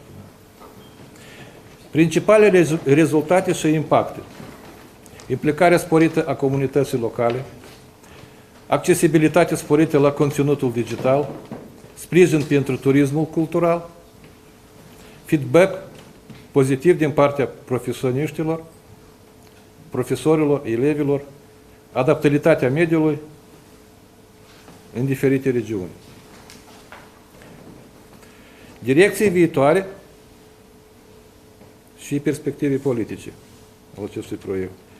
Dezvoltarea competențelor digitale în regiunile vulnerabile, finanțarea durabilă a inițiativelor digitale, consolidarea cooperării transfrontaliere, integrarea în ecosistemele educaționale și culturale, implicarea comunităților. Implicăm activ comunitățile locale, organizăm ateliere, laboratoare digitale și creăm rute în colaborare. Aceasta este o parte crucială a proiectului, deoarece tehnologia singură nu creează valori decât dacă oamenii sunt implicați. Lucian Blaga. Concluzii și întrebări. Patrimoniul cultural ca motor al incluziunii și sustenabilității. Inocult Focult Indigo. Un model pentru transformarea digitală a comunităților. În acest fel facem un apel la cooperarea interregională, interinstituțională și internațională. Acum avem ultimul slide cu recomandări. Recomandările noastre pentru factorii de decizie și experți. Deci avem scara de ascensiune, avem etapele care trebuie să le parcurgem. Și prima recomandare, investiții în competențe digitale, în special în zonele rurale. Dezvoltarea unei finanțări durabile pentru proiecte culturale digitale și stimularea cooperării culturale transfrontaliere, inclusiv în UE. Vă mulțumesc pentru atenție și încercați bun să colaborăm cu toții. Mulțumesc!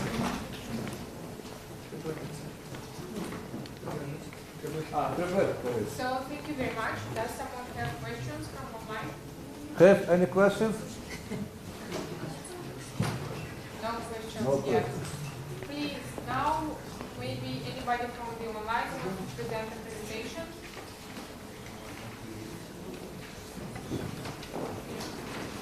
Maybe doamna Viorica Toarca.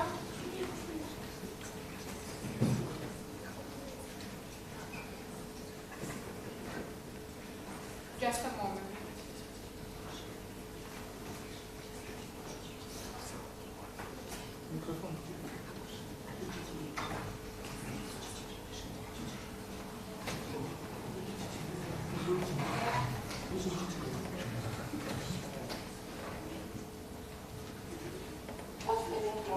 Da, da, ok. Thank you.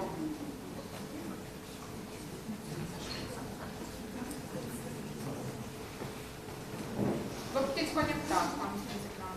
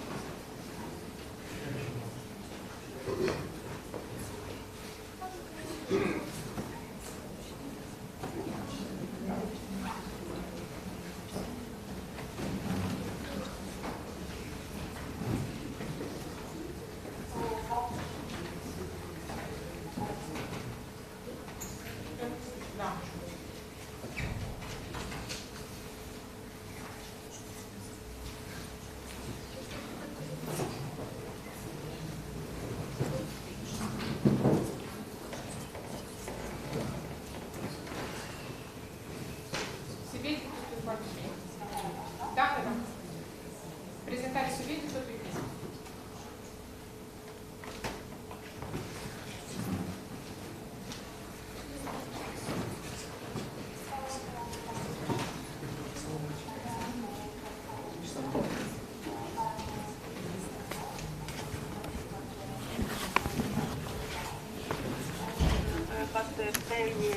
I prefer to present in Romanian because it is more comfortable for me.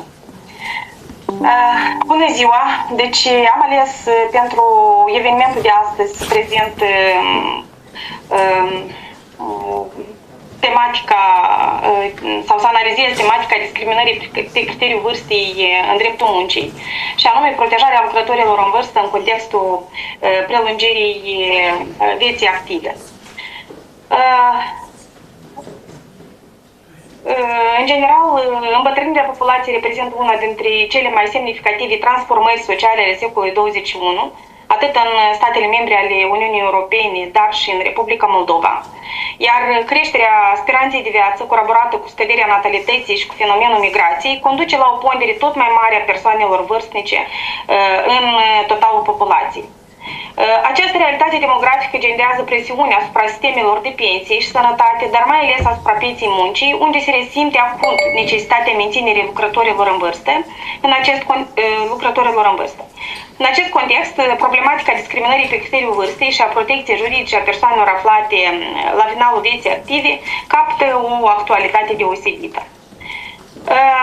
Astfel, analizând datele statistice, am constatat că atât în Republica Moldova cât și în Uniunea Europeană, deci se atestă o îmbătrânire a populației generată de scăderea natalității și creșterea speranței de vârstă. Pe de o parte, faptul că speranța de vârstă crește este îmbucurător, fapt ce ne vorbește despre îmbunătățirea condițiilor de viață și de trai. Totuși, această categorie de persoane necesită protecție suplimentară în acest context. Deci, în Uniunea Europeană, ponderea persoanelor de peste 65 de ani deci este în jur de 21%, în Republica Moldova 17% din populație are peste 60 de ani, iar pe piața muncii în Republica Moldova doar 10,7% din persoanele ocupate sunt vârstnice. În îmbătrânirea accelerată a populației atât în Uniunea Europeană cât și în Republica Moldova transformă piața muncii într-o provocare complexă care depășește diviziunea demografică și reclamă soluții juridice și economice menite să protejeze lucrătorii în vârstă și să adapteze condițiile de muncă și să promoveze formarea profesională continuă. Analizând acest subiect, am identificat anumite probleme și anume discriminarea pe criterii de vârstă persistă practic la toate etapele raportului juridic de muncă, începând cu recrutarea, deci atunci când persoanele primesc refuz de angajare, fiind refuzate din cauza vârstei pe care o au, salarizare, acces la formare profesională, concedieri mascate.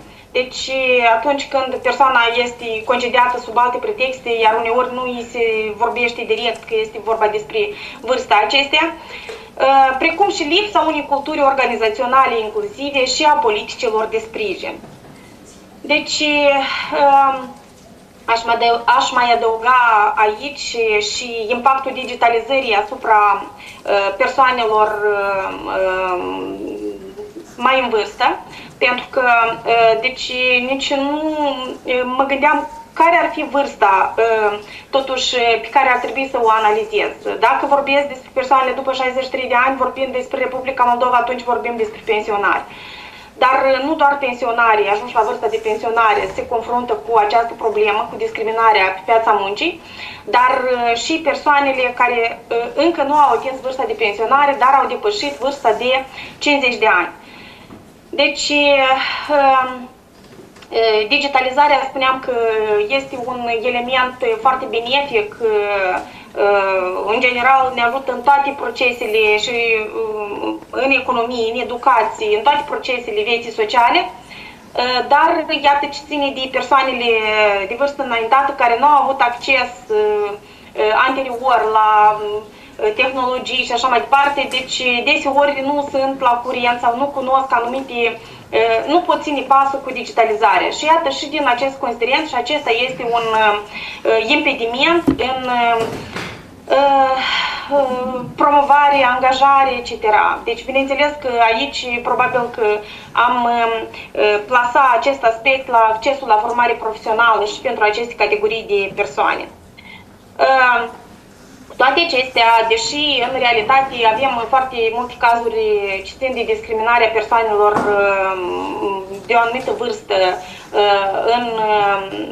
în cadrul raporturilor juridice de muncă, trebuie să menționăm că cadrul juridic, atât cel internațional, european, deci cât și cel național, reglementează în totalitate interdicția discriminării persoanelor sub orice formă, inclusiv a persoanelor de o anumită vârstă.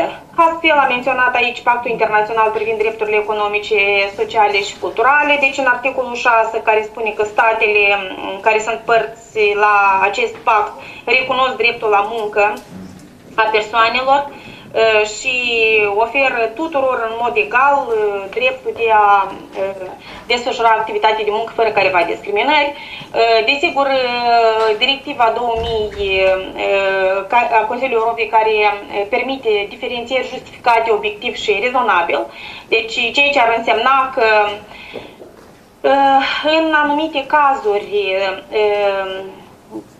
directiva permite statelor membre să prevadă în legislația națională un tratament diferențiat întemeiat pe criteriul vârstei, care nu constituie o discriminare atunci când este justificat în mod obiectiv și rezonabil. Adică în cazul în care se ține cont de obiectivele legitime în politica ocupării forței de muncă, a pieței de muncă și a formării profesionale, iar mijloacele de realizare a acestui obiectiv trebuie să fie corespunzătoare și necesare. La fel, Convenția Organizației Internaționale a Muncii, care definește discriminarea și excepțiile admise, care la fel menționează că diferențierile, excluderile sau preferințele bazate pe calificările cerute pentru o anumită ocupație nu sunt considerate discriminări. Deci, în continuare, această convenție este completată de recomandarea Organizației Internaționale a Muncii numărul 62 cu privire la lucrătorii în vârstă, care spune că în cazuri excepționale, limitele de vârstă pot fi stabilite în baza unor cerințe, condiții și norme speciale pentru anumite tipuri de profesii. Deci, În acest sens,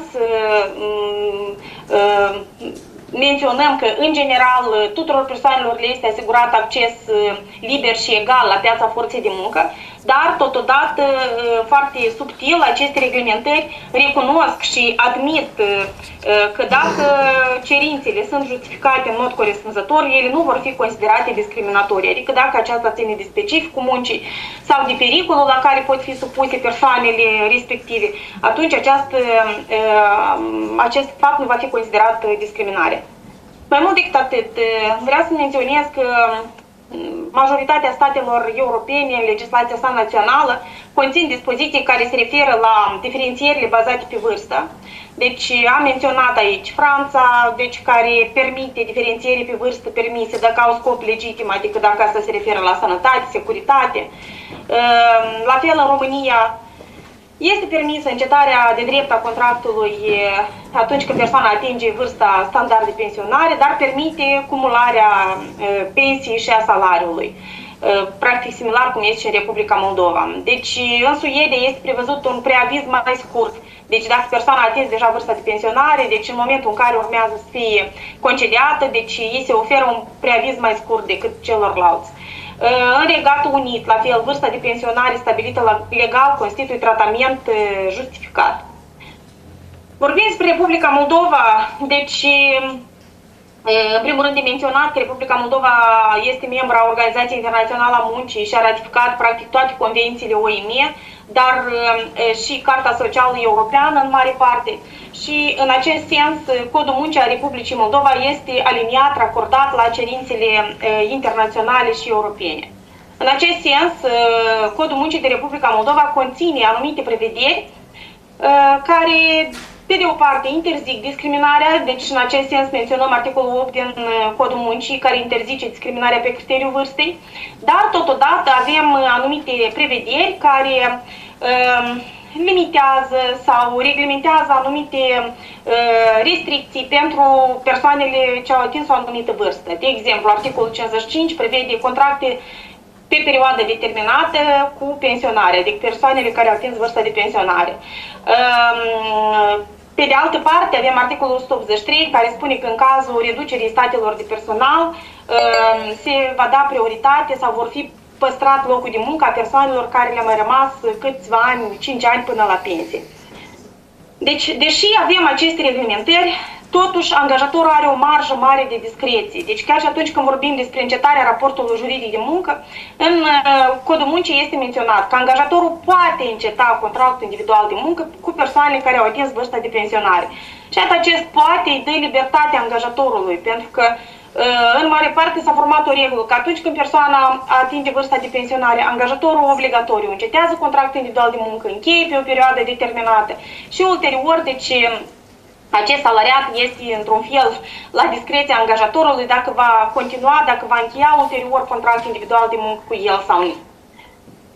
Deci, acestea și multe altele analizând, deci am identificat anumite probleme legate de acest aspect. Deci, subiectul este unul destul de larg, chiar și atunci când am lucrat la articolul respectiv, o trebuie să restrâng cât mai mult. Deci, problemele identificate. În primul rând, lacune și necorelări legislative. Deci, pe de o parte, spune că este interzisă discriminarea, pe de altă parte, avem legi speciale care, totuși, într-un fel sau altul, ne dă senzația că discriminează.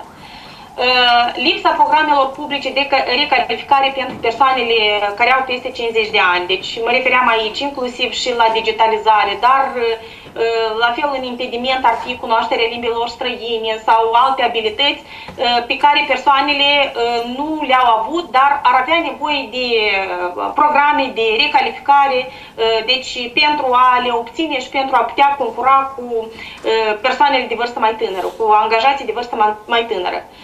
Discriminarea subtilă în recrutare și promovare. Deci, la fel, atunci când urmează, dacă angajatorul are de ales între un salariat mai tânăr și unul de vârstă 50 plus, atunci îi dă prioritate salariatului mai tânăr de cele mai deseori, la fel și ce ține de promovare. Dar și o problemă pe care consider că persistă este slaba implicare a partenerilor sociale. Ori parteneriatul social sau scopul parteneriatului social este protecția și promovarea drepturilor și intereselor salariaților. Și, bine, vorbesc despre Republica Moldova, în general consider că sindicatele deci au avut o perioadă de nu știu, în care au fost inactivi și salariații, într-un fel sau altul, nu le-au simțit prezența în sensul promovării drepturilor și intereselor acestora. Iar persoanele, acești salariați, sunt vulnerabili și au nevoie de protecție, susținere inclusiv din partea partenerilor sociale în acest sens. O altă problemă este și vârsta de pensionare și chiar astăzi, înainte de a începe secțiunea, am dat peste un articol, deci, care este chiar de astăzi publicat, deci, prin care se menționează că Cancelarul Germaniei propune o creștere treptată a vârstei de pensionare de la 63 la 73 de ani în Germania. Deci, după cum știm, la noi, în Republica Moldova, vârsta de pensionare este 63 de ani, Cancelarul German propune să o mărească cu 70, pentru că argumentul dânsului este că țara se confruntă cu o criză pe care cancelarul o atribuie unei culturi alienii. Deci faptul că persoanele se pensionează și nu mai vor să lucreze. Deci nu știm care vor fi schimbările și la noi, pentru că sistemul de pensionare de Republica Moldova a trecut și el printr-o reformă, deci vârsta de pensionare a crescut treptat, astfel încât urmează să se egaleze, la bărbați deja a ajuns vârsta de pensionare 63 de ani, urmează foarte curând să se egaleze și pentru femei. La fel urmează să se egaleze vârstele, să crească vârstele de pensionare pentru funcționarii publici, cum ar fi procurori, judecători. Deci, iar acest fapt, mărirea vârstei de pensionare, pe de o parte, deci este un lucru pozitiv pentru economia țării, pentru sistemul asigurărilor sociale care este împovărat de îmbătrânirea populației, dar totodată este o soluție și pentru piața muncii din Republica Moldova și din Uniunea Europeană inclusiv. Deci în acest context, deci, analizând datele Consiliului de Egalitate de Republica Moldova, observăm că în ultimii ani sau de la an la an cresc cazurile de adresare a persoanelor victime a discriminării în raporturile juridice de muncă. Deci persoanele se adresează la Consiliul de Egalitate sub pretextul că sunt discriminați, inclusiv în raporturile juridice de muncă. De cele mai deseori sunt discriminate și concediate abuziv femeile în vârstă, deci chiar un exemplu recent a avut loc potrivit acestui Consiliu, deci când sistemul de asistență socială, nu știu, cei care sunt de Republica Moldova poate și amintesc, deci sistemul de asistență socială din Republica Moldova a suferit anumite schimbări și din lipsă de fonduri pentru salarizare, autoritățile locale au reziliat contractele de muncă cu aproape 200 de asistenți personali, majoritatea fiind femei și o bună parte din ei erau persoane de o vârstă mai înaintată care activau în calitate de asistenți personali. Deci aceste persoane au fost eliberate în temeiul articolului 86, deci atingerea dreptului vârstei de pensionare. Și acest lucru se întâmplă și în alte domenii.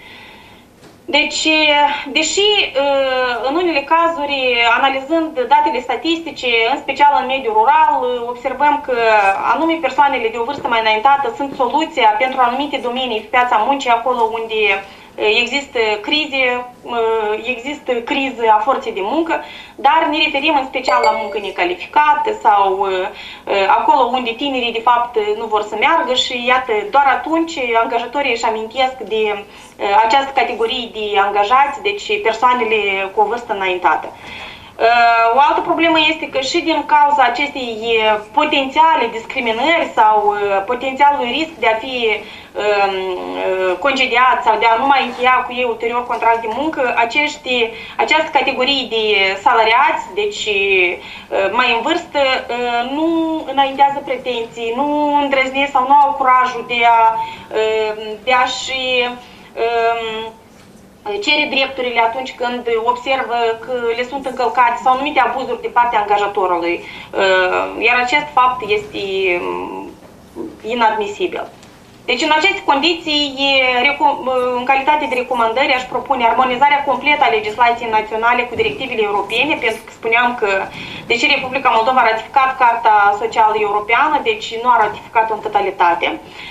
Crearea programelor de formare continuă pentru lucrătorii 50+,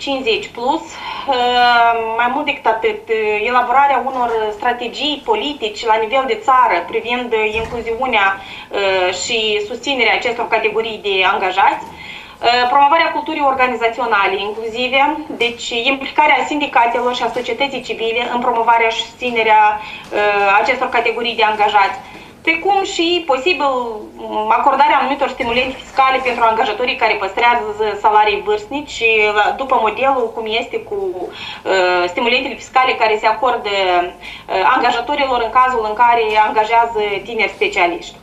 Deci, în concluzie, pot să spun că longevitatea profesională trebuie privită ca o resursă, nu ca o povară. Combaterea discriminării pe criterii de vârstă necesită o abordare integrată, deci și drept, și economie, și educație, și politici publice, deci nu putem să spunem că ține doar de un domeniu. Și doar prin valorificarea experienței și solidarității intergeneraționale putem asigura o piață a muncii echitabilă și sustenabilă. Vă mulțumesc pentru atenție. Vă mulțumim foarte mult. Thank you very much. Does someone have questions? If there are no questions, please, the next speaker is Tenzin Yeshe, PhD, postdoctoral researcher, Bremen University, Germany. And the topic of the presentation is Unveiling the Power Dynamics of Inclusion, Migrant Entrepreneurs and Entrepreneurial Ecosystems. Și vreau să vă rog, după doamna din Germania, aș dori să intervin și eu să prezint. Da, bine, bine. Da, mulțumesc.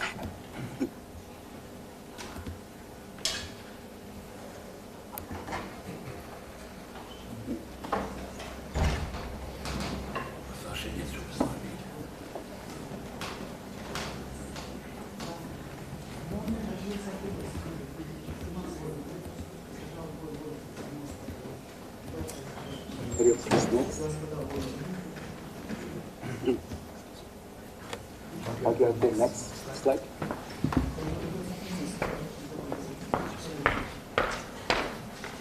Just two. Oh, okay. There's no. Oh, okay. Hello.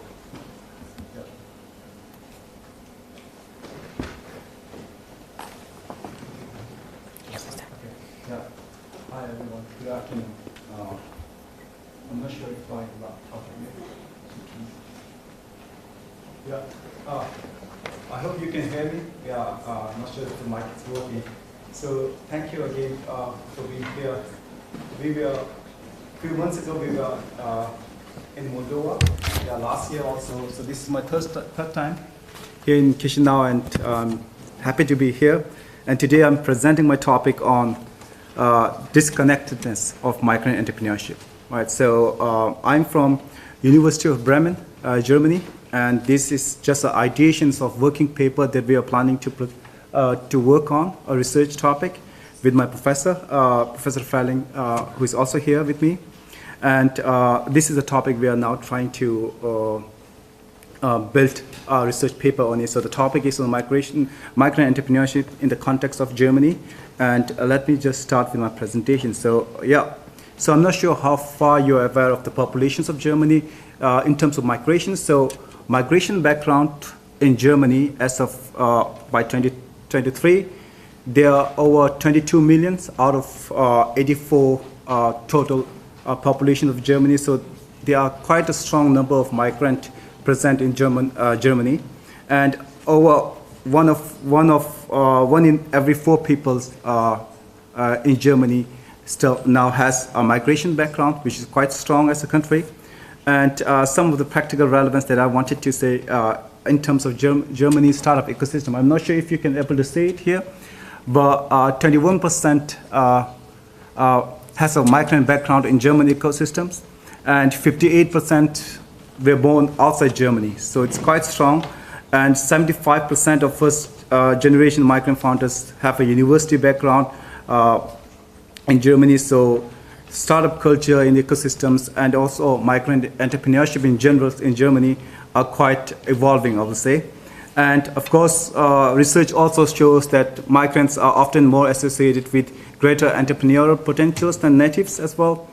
And migrant entrepreneurship plays a vital role in creating high-value companies, also generating jobs around the world. And migrant entrepreneurs are known to be innovations, more innovativeness, and also creates stimulates economic growth. And just to reflect a bit on the research relevance,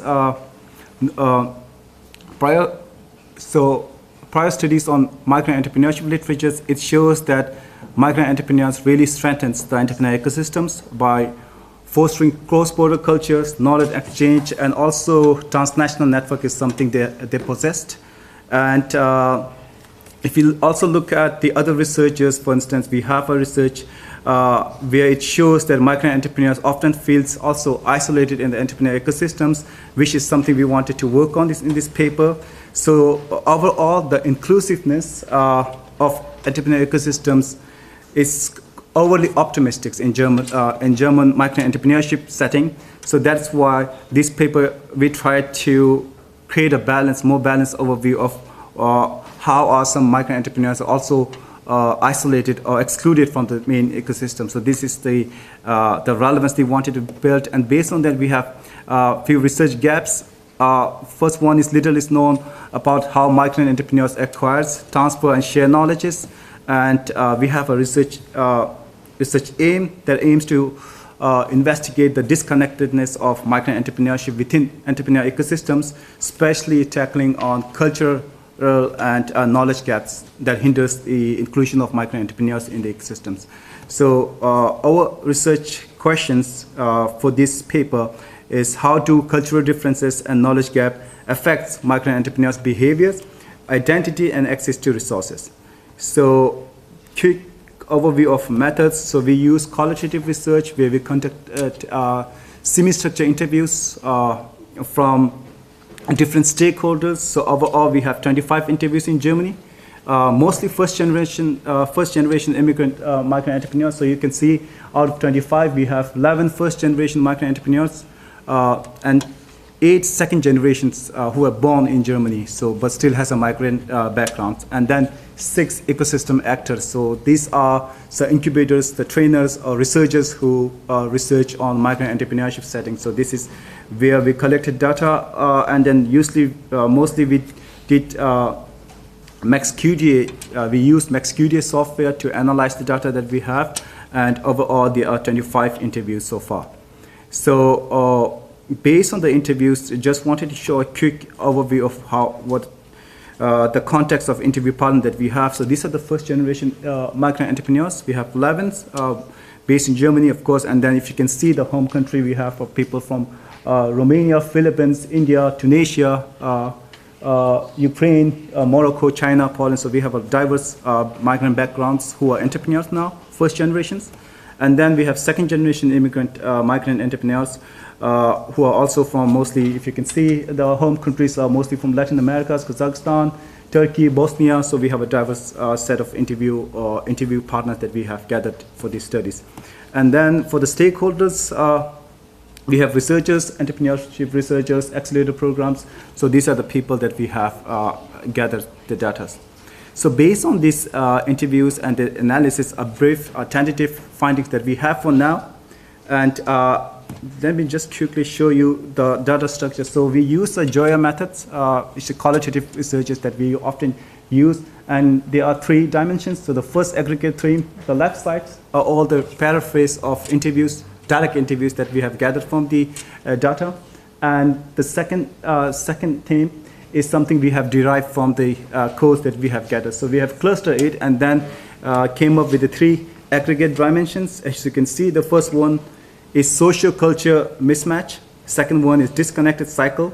And then at the end, the role of entrepreneur ecosystem actors. So these are the 3 aggregate themes that we have for now. And then I will just touch upon one of each a bit so that maybe I can finish it on time as well. So based on the data that we have it here, we try to capture this into more framework manner so that we can give a quick overview. So first we have the drivers of migrant entrepreneurs who has migration background, so entrepreneurs. So these are the drivers: resilience, adaptability, motivations are something we already know from the literature. So these are well-known established researchers which already shows there are resilience, adaptability, motivations of migrant entrepreneurs. This we have identified already from the literatures. And from the data, we have identified two different clusters. So first one is socio-culture mismatch. Within that, we have hybrid identity, coordinate networks is something I will also explain a bit later. And the second cluster, you see the one below, is disconnected cycles. And this is also something we have identified from the data analysis. And third, we also wanted to reflect on the ecosystem actors' roles. So these are the three dimensions we have. And within that, we wanted to capture the results that we have currently developed tentatively. So let me just show you one by one. So I will not touch on everything. So the first one, under socio-culture mismatch, for instance, we have quotes that shows a trust deficit. The second one, if you can see, like one of the interview partners said, when I wanted to start my own business, there was a lack of belief in me as a foreigner or as a migrant. So when I talk about entrepreneurship, people went away from me. So this is one of the interview partners that reflected a trust deficit, which shows a skepticism towards migrants' potentials, capabilities, especially in entrepreneurship and leadership roles. And then again, we have also identified some hybrid identities. So for instance, here the second one, I'm sorry, I think it's just the codes went out of the box. But the second one, hybrid entrepreneur identity, if you can, this is also one of the interview partners who has an Arab background. So he stated, navigating life between two cultures can be interesting, but it's also rewarding. At times, I find myself juggling the two roles, the German cultures, which is more emphasizes on individualism and entrepreneurship, and also Arab cultures where family and community hold great significance. So this also expresses here the dual sense of belongingness that every migrant entrepreneurs have to give, the culture in the host and also the home countries. And this is something we have identified where we shows a bit of mismatch in terms of culture, social trust, ethnic networks is also something we have it here. And the second one, we have disconnected cycles. For instance, here we have identified some information gaps that usually migrant entrepreneurship perceives. One of the interview partners said, even after learning the languages, which is German language, job centers and agencies provide little to no information on how to start a business, so making the process complicated. So this reflects also a shortcoming in institutional communications, accessibility to entrepreneurship informations of migrants. So these kind of cycles, disconnected cycles, we have identified. For instance, here, this was also quite interesting. One of the interview partners said that he feels excluded from the local ecosystems. So he expressed that the entrepreneurial ecosystem feels like a closed circle. If you are not a part of it, you are out of it, so you are excluded. So this also indicates a perceived barriers to inclusions within the established entrepreneurial networks. So this is another category that we have identified. And then in terms of the role of actors from the stakeholders, so some of them recommended how can the migrant entrepreneurs be more inclusive towards ecosystems. For instance, one of them, several of them said promoting cultural sensitivity. So if I can just read it out. One of them said, it's not enough to have a resource available, but they also need to be presented in a way that is culturally sensitive and easy for everyone to access. Understanding a partner's culture background is extremely helpful as it enables to foresee their needs and preference. So there it also highlights the importance of culture awareness that every stakeholder needs to be aware of before providing the support or resources to the entrepreneurs who have some migrant backgrounds. And also other actors also suggested to target support and resources which fits to their background. For instance, one of them said, having ecosystem actors provided tailored support instead of one-size-fits-all solutions.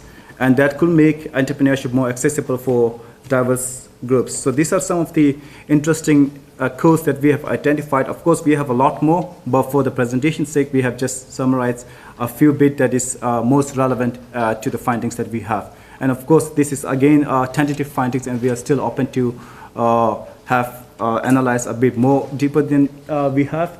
So I will, just for discussion, some key highlights that we have identified is that cultural differences and knowledge gaps significantly have affects micro-entrepreneurship behaviors, identity, and access to resources. And since we have first and second generation micro-entrepreneurs, so we identify first generation micro-entrepreneurs encounter greater challenges, especially accessing local market languages that leads them to depend more on their ethnic communities for support. So this is something we identify. And second generation micro-entrepreneurs usually are more included in the society because they speak language, they understand the culture, but still navigates dual identity is something we have identified. And then I think the last point is something we also wanted to delve deeper. There is also a lack of proper understanding and support from ecosystem actors, coupled with limited self-awareness among micro-entrepreneurs, which can also disrupt their smooth integrations. So these are some of the key insights that we have gathered from this study. And then there are some limitations, context-specific research. So it's a qualitative research, so not generalizable. And then also geographic restrictions. We have only have data from Germany. So this is something could lead to potential biasness. And these are some of the next steps that we plan to carry forward with more exploring the data that we have. Yeah, thank you. I hope I finished in 10 minutes. I don't know, sorry. Yeah.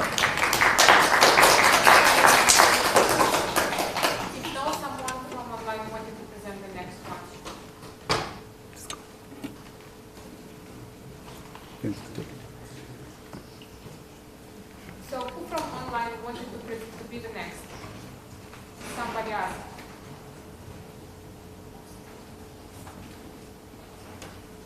There is no one, yes? Then our colleagues from Bulgaria.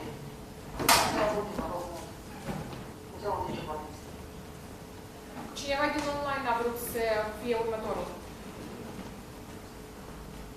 Da, eu aș fi vrut. Da, vă rog mult. Doamna moderator, vreau și eu să vă rog, după doamna Cor, să-mi permiteți să da. iau cuvântul. Da, desigur, desigur. Okay.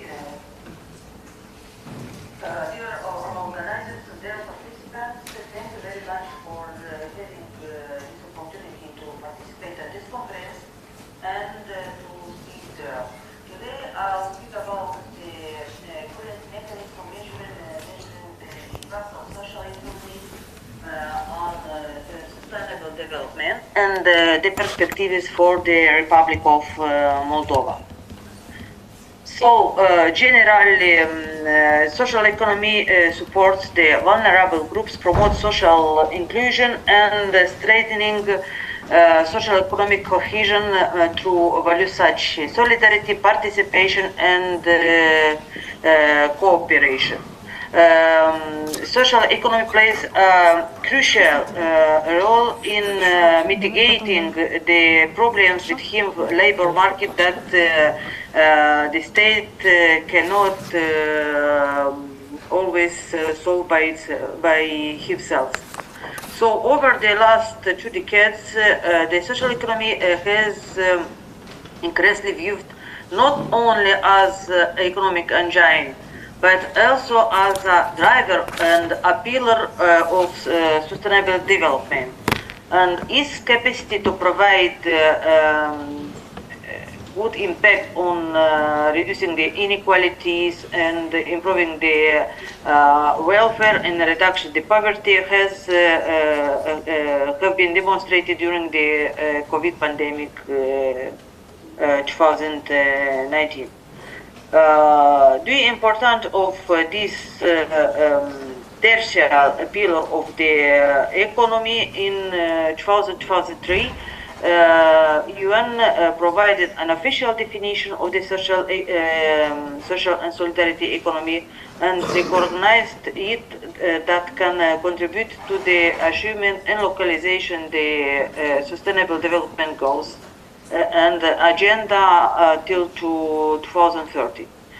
Also, the European Commission promotes the social economy as a key element for implementation of the action plan for the European Pillar for Social Rights and the objectives for 2030, and in alignment of them with the SDGs. So the contribution of social economy at the global level and at the EU level is very significant.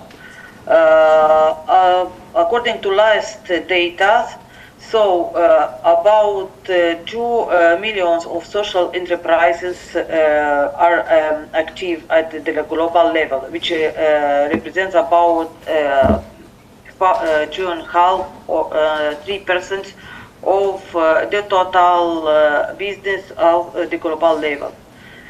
In the social economies, organizations worked about 280 million of people, which accounted about 9-10% of the total employed population at the global level. And also, the social economy contribution in the global GDP is about 7%. At the EU level, there is about 4.3 million of social enterprises, and the number has progressively increased comparing to 2021. These enterprises represent about or over 13% from the total business of the European Union. In the social economy are involved over 11 millions of persons, accounting over 6% of the employed population in the EU. And the added value of social economy is about 8%. Which generate contribution to EU GDP about 6.5%. So, due to this big effect that social economy produce, its impact measurement becomes a priority for UN, as well for EU and international institution, national authority, of course, civil society, academic community, and for social economy organizations. The objective and the methodology of research included the following. So it was analyzed the current international practices for measuring impact of social economy, with focus on European Commission initiatives, also the current methodologies, evaluation and self-assessment mechanisms, tools, theory of change, and standardized sets of indicators aligned with SDGs. The second objective was identifications of model which could be replicated and adapted by the Republic Moldova for the social economy, which now is in straightening process and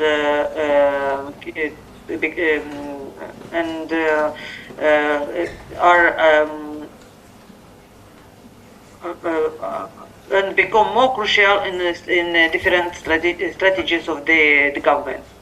So, in the research, I've used complemented methodology, documentary analysis, and mapping of the relevant frameworks, sources, recent thematic scientist publications, practices that can be useful for achieving the research objective, and to provide recommendations for best practice which can be replicated in Moldova. So the main findings are that there is a wide range of developed international frameworks and tools for social economy impact measurement.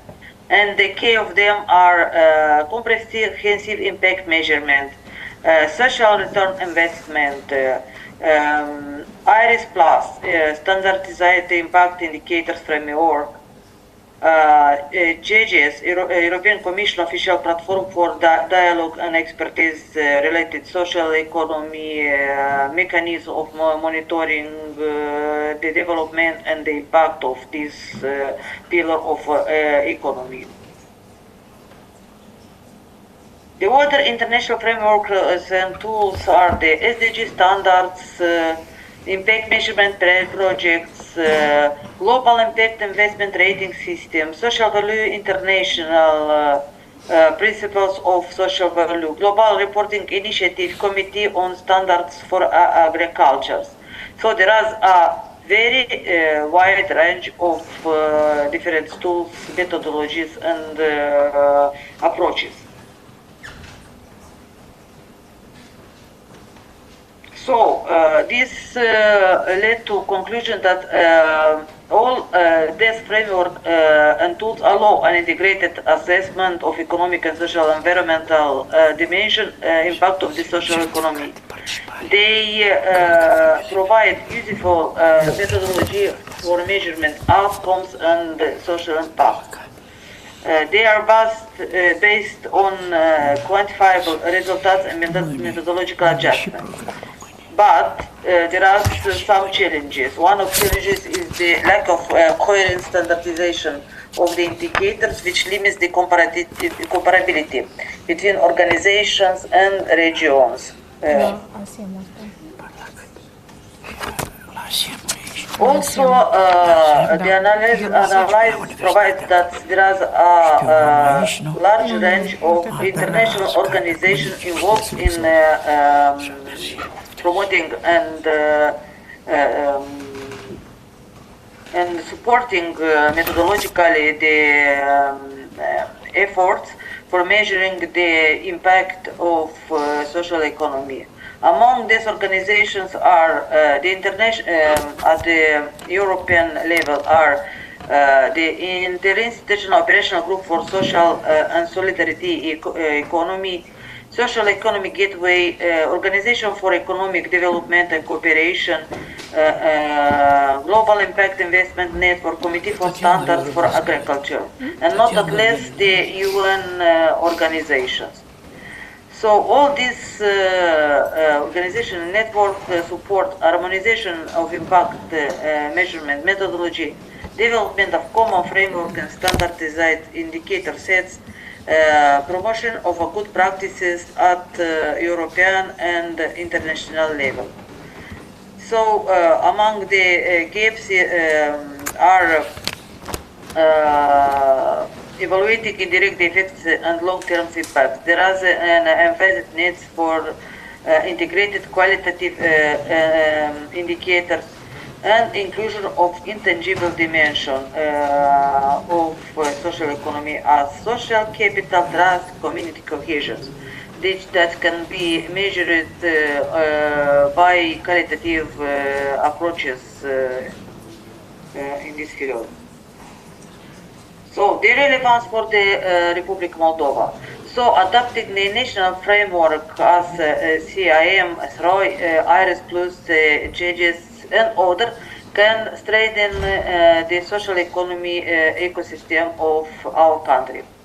They can contribute to a development of organizational capacity of the social economy actors for self-assessment and transparent reporting of the impact, as well improving governance and social solidarity.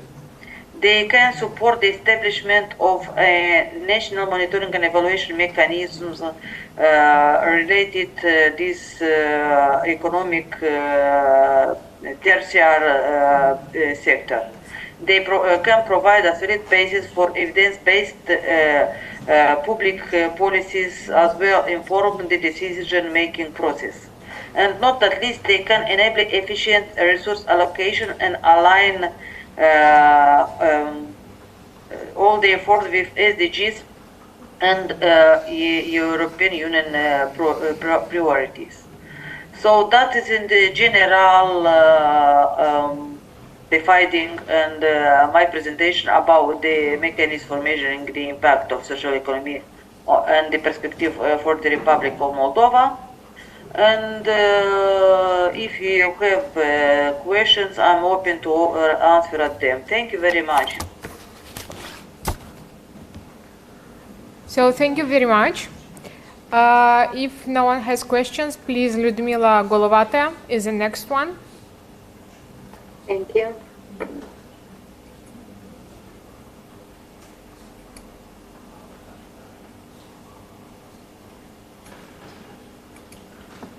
Am probleme, nu pot să vă arăt prezentarea. Acolo jos este поделиться. Am поделиться, am apăsat.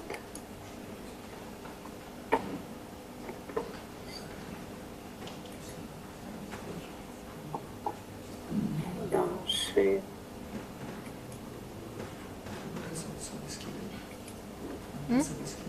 Nu se primește.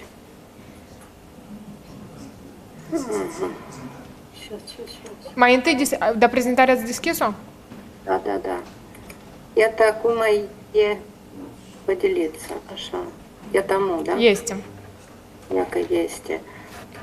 Încă ceva mai întreabă pe mine. Ok. Good afternoon, colleagues and guests. I'm Ludmila Golovata from the State University of Moldova, and this work was carried out together with my co-author Maria Campanietz, also from State University of Moldova, and we want to present our presentation on subjective well-being in EU countries, exploring economic and social drivers. When the governments design the economic policies, they aim to improve people's standard of living. This can be seen in indicators such as income levels, access to goods and services, employment and unemployment rates, and purchasing power. But quality of life is more than just economics. It also includes social relationship, psychological well-being, and the environment. Finding ways to improve quality of life is especially important today as countries work towards the goal of sustainable development. Recent studies try to give a fuller picture of how livable and attractive different regions and countries are. Many of them look at what actually makes people feel satisfied with their lives. In other words, they focus on quality of life from a personal perspective.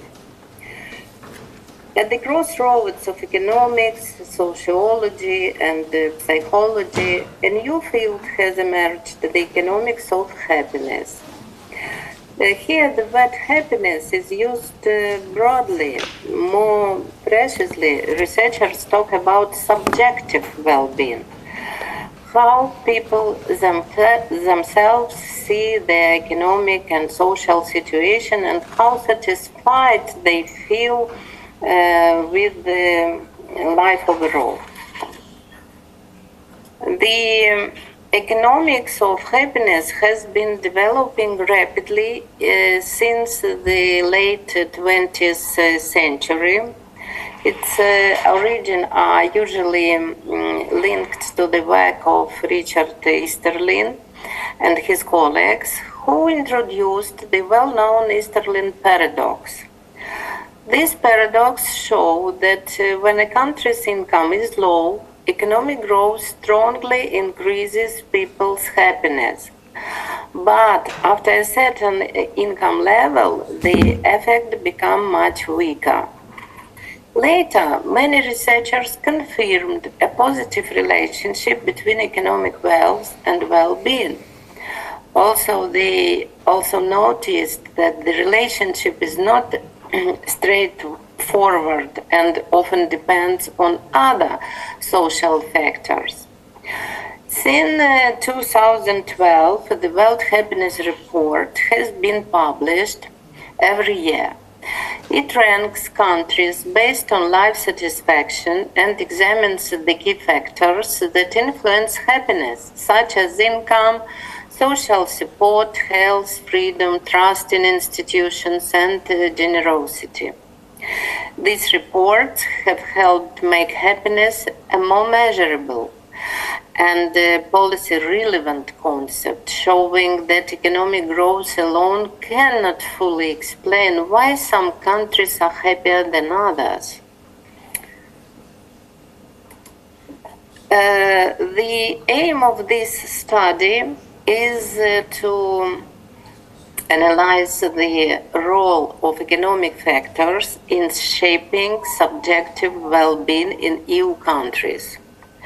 To explore this, we applied correlation analysis to measure the relationship between GDP per capita and the happiness index. Specifically, we used the Spearman rank correlation coefficient, which helps reveal whether there is a consistent positive or negative relationship between the two variables, even if the relationship is not preciously linear.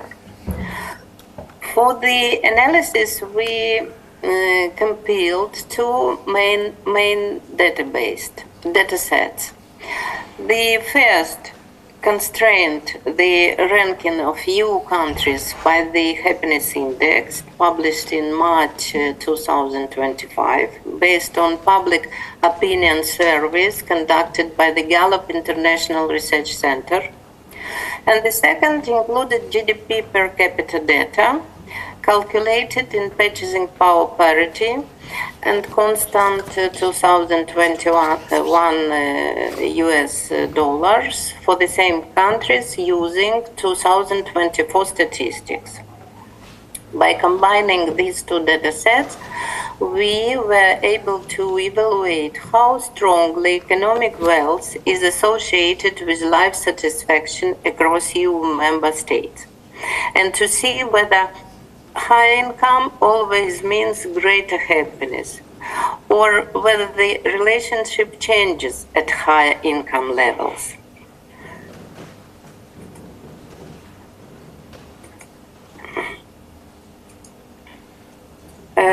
These results confirm that economic wealth is strongly associated with the life satisfaction in the European Union.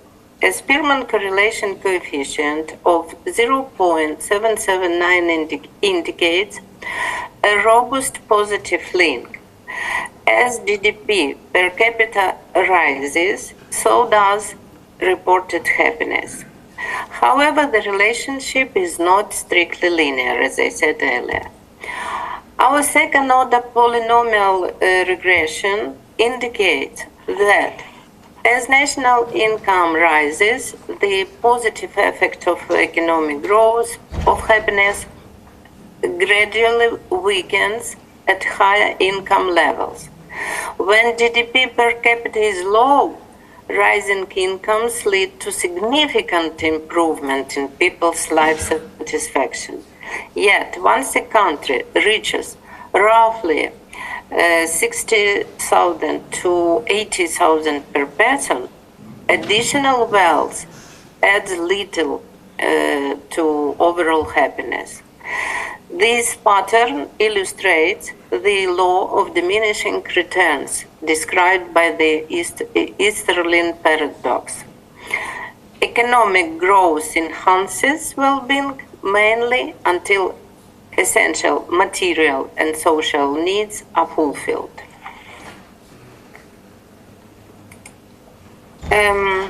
Our regression model shows a coefficient of determination, R square, of 0.635, meaning that about 63% of the variation in life satisfaction among EU countries is explained by economic wealth.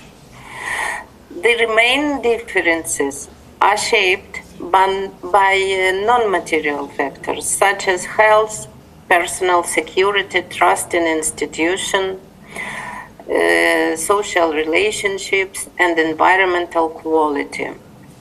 These results suggest that while prosperity is a crucial foundation, further improvement of well-being requires policies addressing social cohesion, psychological comfort, and quality of life beyond income.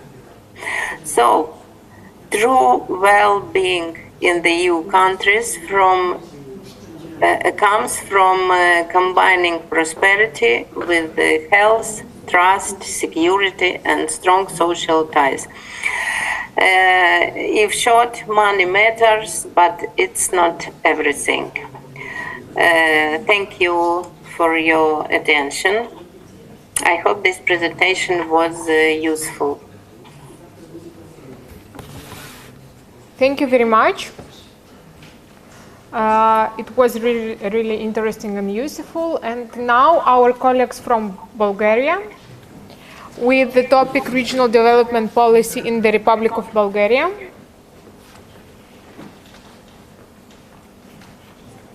Скажите, где? Ага, увидел. Да, видях къде трябва да се постави. Може би тук.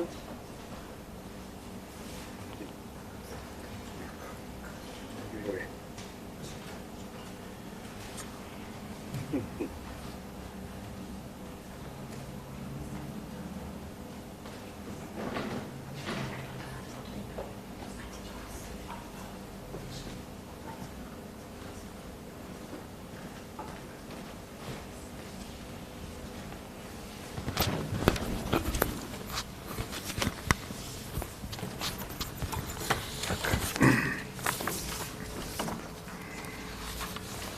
Немножко как шутка сделаем инновация. К сожалению, я не очень хорошо владею английски, за это презентация будет на английски, выступать може и на български, но лучше на русском, чем больше людей, чтобы могло понять меня. Вот так. Когда мы готовились в этом конференции, во-первых, хотел поблагодарить организаторов, что пригласили нас. Мы с этим на организации всего 1 год в наши договорные отношения. Но мы не первый раз в наш университет. Сказал, что вам будет интересно, какая политика у нас по регионам, как все это шло. Да, во время, когда мы были переговоры, после перемены переговоры, потом как члены Европейского Союза. И это мы сделали это исследование. Оно входит как часть от нашей работы, как называемый Living Lab, на проект, который осуществляем в рамках Европейский альянс, Университетский альянс Инвест, инновации для региональной устойчивости, который мы еще 7, наш университет, еще 7 университетов, работаем уже второй этап. Так что мы представляем перед вами политика регионального развития Республики Болгария. Ну, это, конечно, ретроспективное, извините, а технически как это надо? Так? Ага, понял. Так, это исторические исследования развития этой темы. Надо подчеркнуть, что политика для регионального развития – это необходимость потому что принцип территориальной солидарности требует создания относительно равных условий жизни в различных частях каждой страны. Не только Болгарии, не только страны Европейского Союза. Что региональные различия существуют в каждой стране, и это объективная обусловленность. Я могу здесь много и долго рассказывать, почему она, во-первых, объективная, но есть и много субъективных факторов, которые отражаются на это. Одна из этих – это политика государства, особенно в унитарных государствах, тем более во федеральной. Что региональная и национальная экономика тесно связаны, это все известно, что они только рыночные силы не могут обеспечить сбалансированное развитие регионов. А рыночная экономика, она не может и обеспечить, коллеги, устойчивое развитие государства и устойчивое развитие регионов. Важный аргумент уже для каждого государства, который хотит к Европейскому Союзу как ассоциированное или как полноправном членстве, то является, это в случае и субъективный элемент, это именно членство в Евросоюзе. Почему? Потому что эта политика является одна из центральных политик, общей политики Европейского Союза. И они требуют и для страны, чтобы они имели такую политику. Вот так. Но это не надо, какие методы, это сами прочитайте. Но какие результаты мы, когда исследовали этот процесс, предложили вот такое деление истории нашей региональной политики. Так называемый условно-социалистический период. Мы все на Востоке были в таком историческом периоде. Коммунизм, социализм, это считаем одно и то же. До 1989 году начали промены, потом второй период, это почти 10-летний период перехода, а потом начал период, на который мы уже в переговоре с Европейским Союзом до полноправного членства, который у вас сейчас такой период. И, конечно, третий, это последний, когда мы уже полноправные членки в 2007 году и до сих пор. И, конечно, для каждого периода мы сделали анализ, что и как все шло. Я не буду занимать вам со всей этой подробности по историческим периодам, но я иду сразу, который, по-моему, вам интересно будет, за этот период, когда мы договаривались и вводили и с Европейским Союзом и закрывали, как мы называем, элементы от договора. Было земледелие, была социальная политика, была, конечно, региональная политика. И мы тогда, когда уже начали делать это, сейчас, вот, когда начали делать эти переговоры, тогда и мы, первый закон, когда приняли закон о региональном развитии, который в 1999 году поделили по регионам, 6 регионов и так далее. Но оказалось, что тот закон оказался и та политика, что не та, которой нам которой требовалось сделать. И какие выводы, это главное, который хотел сказать. То есть после этого вывода мы сделали новый закон. Не просто переработали, а сделали нов. А почему? Потому что, во-первых, закон о региональном развитии не успел регулировать координацию и согласование регионального и отраслевого развития. Не решил вопросы о том, на каком уровне и на каком этапе происходит сближение регионов. Сейчас. Вот, выводы. Региональное планирование не привязано к пространственному планированию. это проводится к задержанию или неполному освоению средств, которые выделили. Серьезные проблемы на всех уровнях участия в процессе планирования регионального развития Болгарии является их недостаточный административный потенциал. Оказалось, что не хватает людей. Существует несоответствие между возложением обязанностей на субъектов на региональное управление и возможностей, то есть практически то, что планировано, деньги не были выполнить. Создали какие-то целевые зоны, которые оказались, что не весь территория входила, неэффективно оказалось. Плановой зоны использовались очень ограничено. И самое главное, которое не написали здесь, но скажу, это что мы знаем, что есть объективные экономические регионы.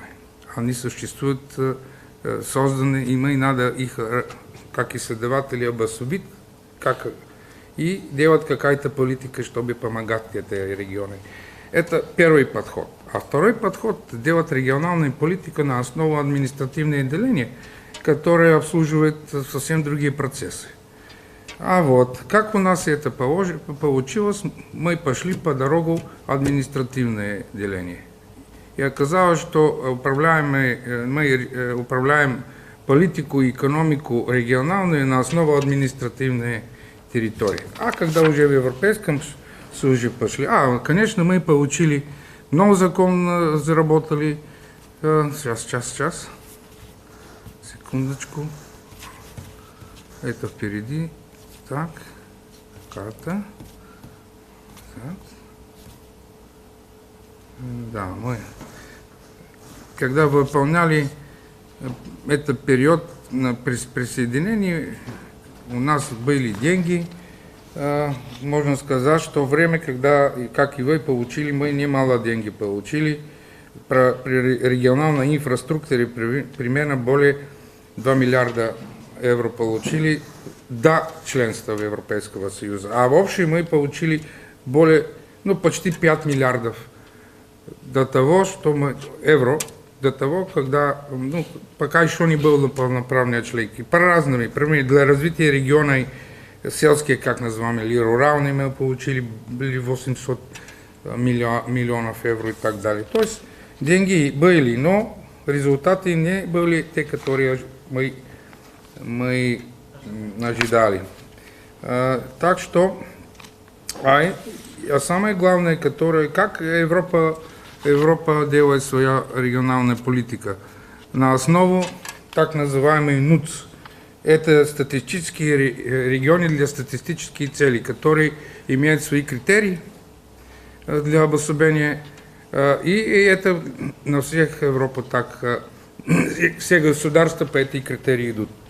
Один основный критерий – это население. И что мы решили? Сейчас.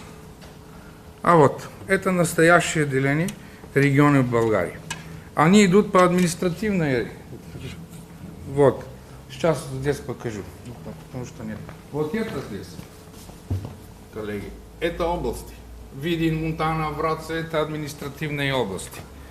Они входят в большой регион, северо-восток примерно.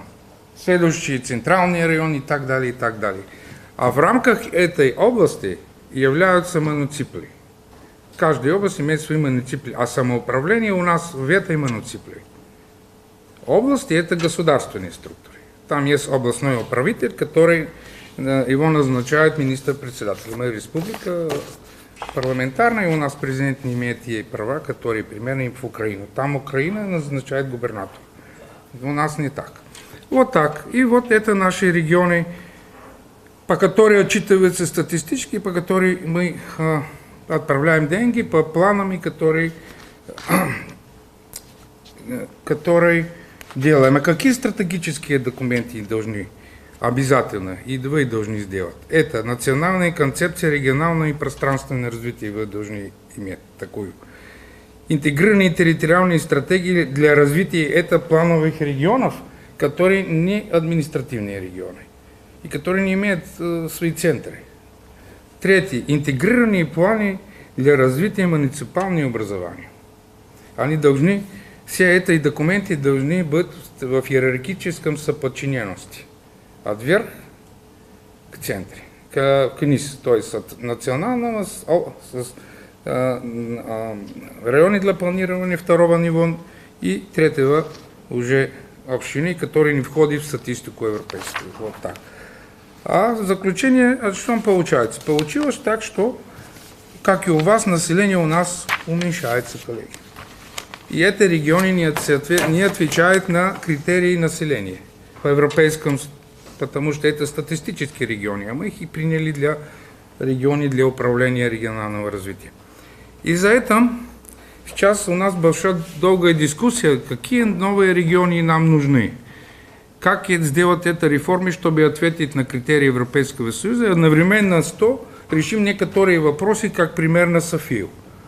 Как и у вас Кишинев, он такой центральный регион, где деньги, от одной стороны деньги идут там, с другой стороны, другой момент, то, что он маскирует то, что в периферию этого региона.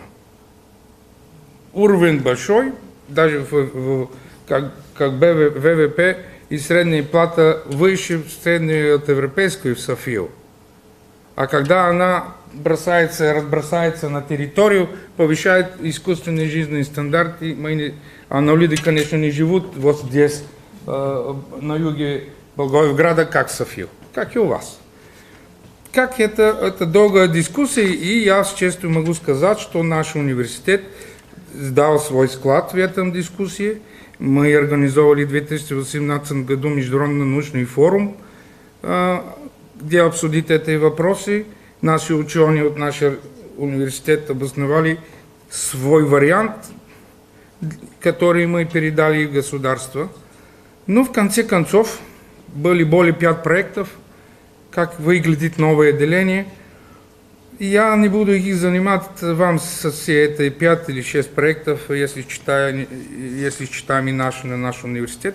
Я расскажу наконец-то то, что наше правительство решило сделать. Вот как будет выглядеть новое отделение. Почему говорю, что оно будет выглядеть так? Потому что в марте 2025 году этот вариант был утвержден от болгарского правительства и направили на утверждение на Европейской комиссии. Предлагается выделить Болгарию на 4 региона. Видите, они тоже на основе областное деление. Север, Восточный, Южный и Софию отделяем отдельно. Вот такой будет для нас последний. Это необходимо, поскольку наши северо-западные и северо-центральные регионы не соответствуют на требования Евростат к минимальной численности на регионах 800 тысяч человек и для статистических целей. Новая регионализация направлена на поддержку процессов реализации политики регионального развития, сокращение междурегиональных различий путем приведения к классификации европейской соответствующие на европейските требования для статистические цели. Вот так развивалась болгарская политика на уровне государства в области регионального развития. Но все-таки надо подчеркнуть, как заключение, что областей у нас никто не выбирает, они назначены, маленькая администрация, они не имеют свои какие-то большие бюджеты. У нас бюджет и собственные ресурсы имеют муниципали, общины, которые входят в области. Вот там выбираются местные парламенты, условно говоря, мерой, и реально они отвечают за развитие своей общины. Так что вы, коллеги, когда делаете свою политику, просто надо отлично сообразить свою политику, свои особенности и к требованиям Европейского Союза, так что, чтобы было полезно, чтобы деньги шли где надо. Вот как заключение, так и. Спасибо за внимание. А вот здесь номер проекта, по которому мы работаем с другими 6 государств. Спасибо. Спасибо большое за ваше выступление, такое интересное для нашей секции, особенно для нашего института. И мы вам вот вручаем 2 диплома, и вам, и вашему коллеге, который, к сожалению, не смог приехать. К сожалению, завтра вручаем дипломы, и декан имеет другие обязанности. Вот. Профессор, он... Ну, спасибо. И от имени профессора Creșterea. Да, спасибо вам большое, и объявляется сейчас перерыв на кофе-брейк. To conclude, the preschool system with all these challenges has adapted and continues to work in Ukraine. It shows great resilience, and I hope Ukrainians' experience will never be needed in other part of Europe and other country, but we cannot be sure of that. Thank you very much for your attention and mulțumesc. Mulțumim și noi. Thank you very much, Boris. So, any questions, please? Do you have any special programs for recovering this sector targeted on early schools or early preschool? First years of post-COVID world, great problem was the shelters, and a lot of preschools cannot operate. And if we back to the slide, half of preschools work online. It great part of this without shelters was, and here we have some strategic documents and regional, like local government has do some support for preschools. Okay, thank you. Any other questions? No, thank you. So, thank you very much. Okay. So, we now turn to the European policy context with Simona Maria Stănescu and Simona Mihail and Constanța Costache, who will present demographic recovery policies adopted in the member states of the European Union. Please, can you share your screen, please? Simona? Hello. Hello. Nice to see you today. Very interesting this section. Wait for a moment, please, to share my screen.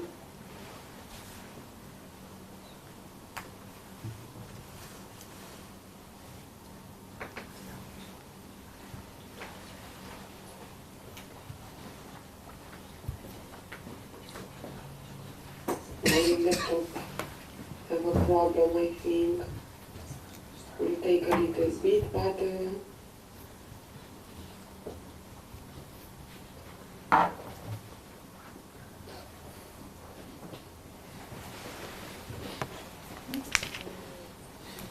okay. There is no... I will share the screen now, sorry. Yeah, okay. Still not working.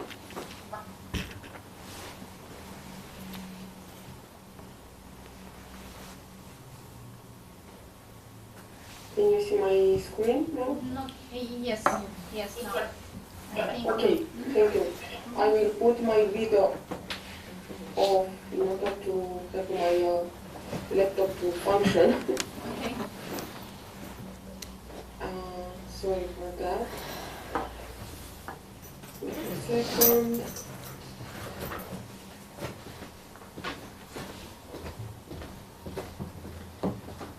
Can you see? Not yet. I even No. can hear you. We can hear you, yes, but we don't have your... I cannot hear you. I have a problem with the internet or with the laptop. I will try again to share the screen. Okay, I'm try sorry again. for If that. not, we'll proceed to another participant, and then we'll... No, I think will be the same thing. Okay. So I will try again now. Probably your internet connection is not, it's too weak. Yeah, I have a problem with my internet connection. So I'm sharing my screen now. Yes, press on your happy key.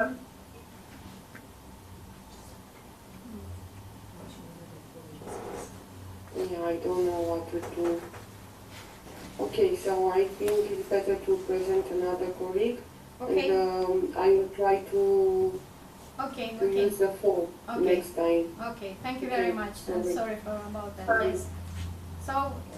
So now we turn to an analytical perspective on population health and longevity. So if you are ready, our next speaker will be Tleshova Umit, Kulikova Tezakova Clara, and Zurova Dagmar, who presents their paper Decoding Life Expectancy Gaps, a long-term decomposition analysis of 3 WHO European region country groups. So please, thank you, it's working. Thank you very much. Can you see, yes? Yes. The screen, can you hear me? Yes, thank you. Thank you for this opportunity. I'm pleased to present to all of you today the study, that's our mutual study, that all spans over 5 decades. And next. Sorry, I have to move the cursor. And let me briefly tell you about the study of the region. It's a WHO European region. The region comprises 53 member states across Europe and Central Asia, with its unique mortality differences based on the historical, political, and socio-economic backgrounds. The persistent East-West divide was deepened by the COVID-19 pandemic that in its turn revealed systemic healthcare, welfare systems, and public health capacity inequalities. We also wanted to continue. Pentru anul 2025 au fost înregistrate doar 5 lucrări, anul fiind incomplet, analiza a fost realizată în luna 5 a anului în curs.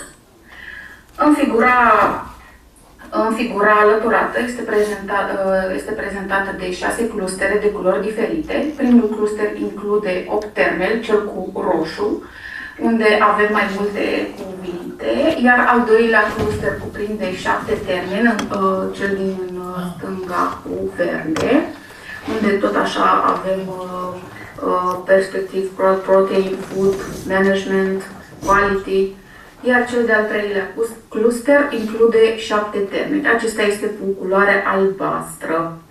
Iar clusterul 4 include 6 termeni, fiind făcut cu culoarea galbenă: activity, composition, germination, oxidative stress, protein, iar cel de-al 5-lea cluster include 6 termeni. Acesta este cu culoarea mov, respectiv evolution, plants, plant, flux, virus, iar ultimul cluster include 3 termeni și este făcut cu albastru deschis. Iar pentru harta corelației dintre țări și tema piața principală plantele protecție la nivelul României, această hartă ne indică faptul că parteneriatele României cu alte țări în elaborarea cercetărilor pe tema plantelor proteice se remarcă legături puternice de colaborare între România și țări precum Franța, Spania, Belgia, Rusia și USA. Aceste legături pot indica posibilitatea unor colaborări în domeniul cercetării, în cadrul unor proiecte de cercetare, care includ analiza principalelor plante proteice. Iar pentru topul celor 5 țări cu numărul de documente indexate în baza de date VOS după topicul plante proteice și România, putem afirma faptul că analiza s-a realizat la nivelul României. Cel mai mare număr al lucrărilor pe această temă a fost înregistrat în România, respectiv 80 de lucrări, acesta fiind urmată de Franța și SUA, fiecare câte 6 lucrări. Iar la coada clasamentului se registrează un număr de 3 lucrări pentru Rusia și Spania. Analiza bibliometrică a evidențiat faptul că interesul pentru culturile proteice în România a cunoscut o creștere constantă în ultimile 2 decenii, cu o intensificare semnificativă după anul 2015, în strânsă legătură cu politicile europene privind securitatea alimentară și sustenabilitatea. Rezultatele acestui studiu sugerează că România are un potențial semnificativ de a deveni un actor important în cercetarea și dezvoltarea culturilor proteice, cu condiția consolidării finanțării pentru proiecte științifice, a stimulării colaboratorilor internaționali și a transferului de cunoștințe către sectorul agricol. Vă mulțumesc!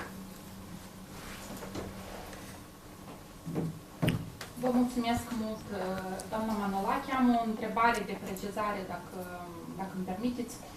Da, vă rog. Da, studiul dumneavoastră bibliometric care a fost realizat a cuprins doar aspectul ăsta de terminologic de cultură proteică sau v-ați referit și la anumite tipuri, gen soia, mazăre, năut și așa mai departe? Doar pe culturile proteice. Da, vă mulțumesc. Mulțumim și eu. Dacă mai sunt careva întrebări la colegi, mulțumim mult, doamna Mănălache, pentru prezentarea dumneavoastră. Mulțumim și eu. O zi bună. O zi bună. Acum aș dori să ofer cuvântul unui alt reprezentant al ICADR-ea, după cum am menționat, coorganizator al conferinței noastre de astăzi, doamna Roxanda Pop. Da, bună ziua! Da, bună ziua! Scrin acum și o să rog și colega mea, vorbitoarea mea, să oprească microfonul, că noi suntem aici 3 persoane, 3 prezentări. Imediat, ia să vedem dacă am mai mult noroc.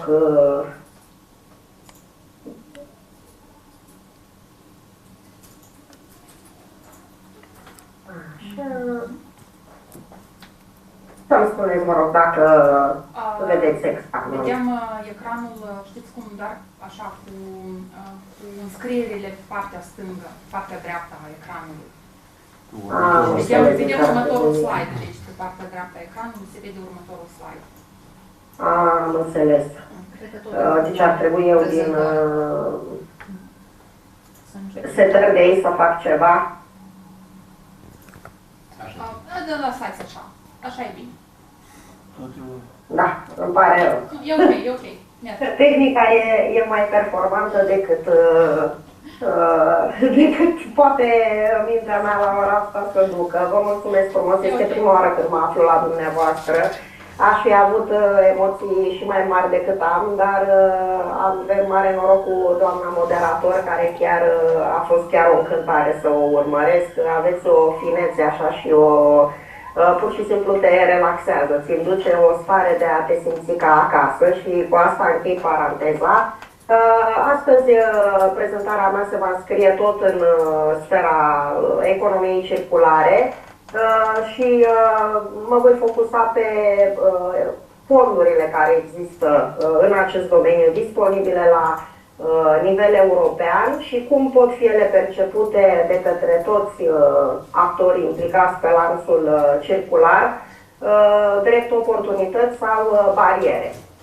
Pentru început, ca și concept, economia circulară practic presupune o schimbare de paradigmă, nu există o definiție chiar oficială acestui concept, dar presupune o schimbare a paradigmei a modelelor economice actuale și de a schimba modul de producție și consum convențional, tradițional, de a prelungi oarecum și a exploata cât mai mult ciclul de viață al unui produs. Iar la bază multe concepte cheie, inițial a debutat cu cei 3 R, apoi numărul acestora s-a extins. Ceea ce vreau să subliniez este că aplicarea în practică a strategiilor specifice economiei circulare are un impact direct asupra aproape a tuturor obiectivelor de dezvoltare durabilă și agricultura este un domeniu care este foarte potrivit și se pretează foarte mult în a valorifica acest domeniu al economiei circulare și al strategiilor specifice.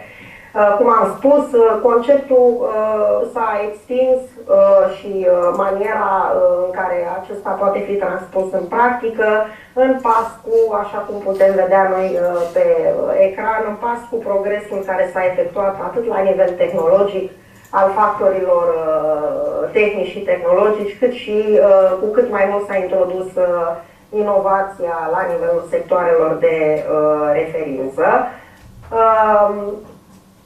Ceea ce mai vreau să subliniez este că în raport cu strategiile existente la nivel european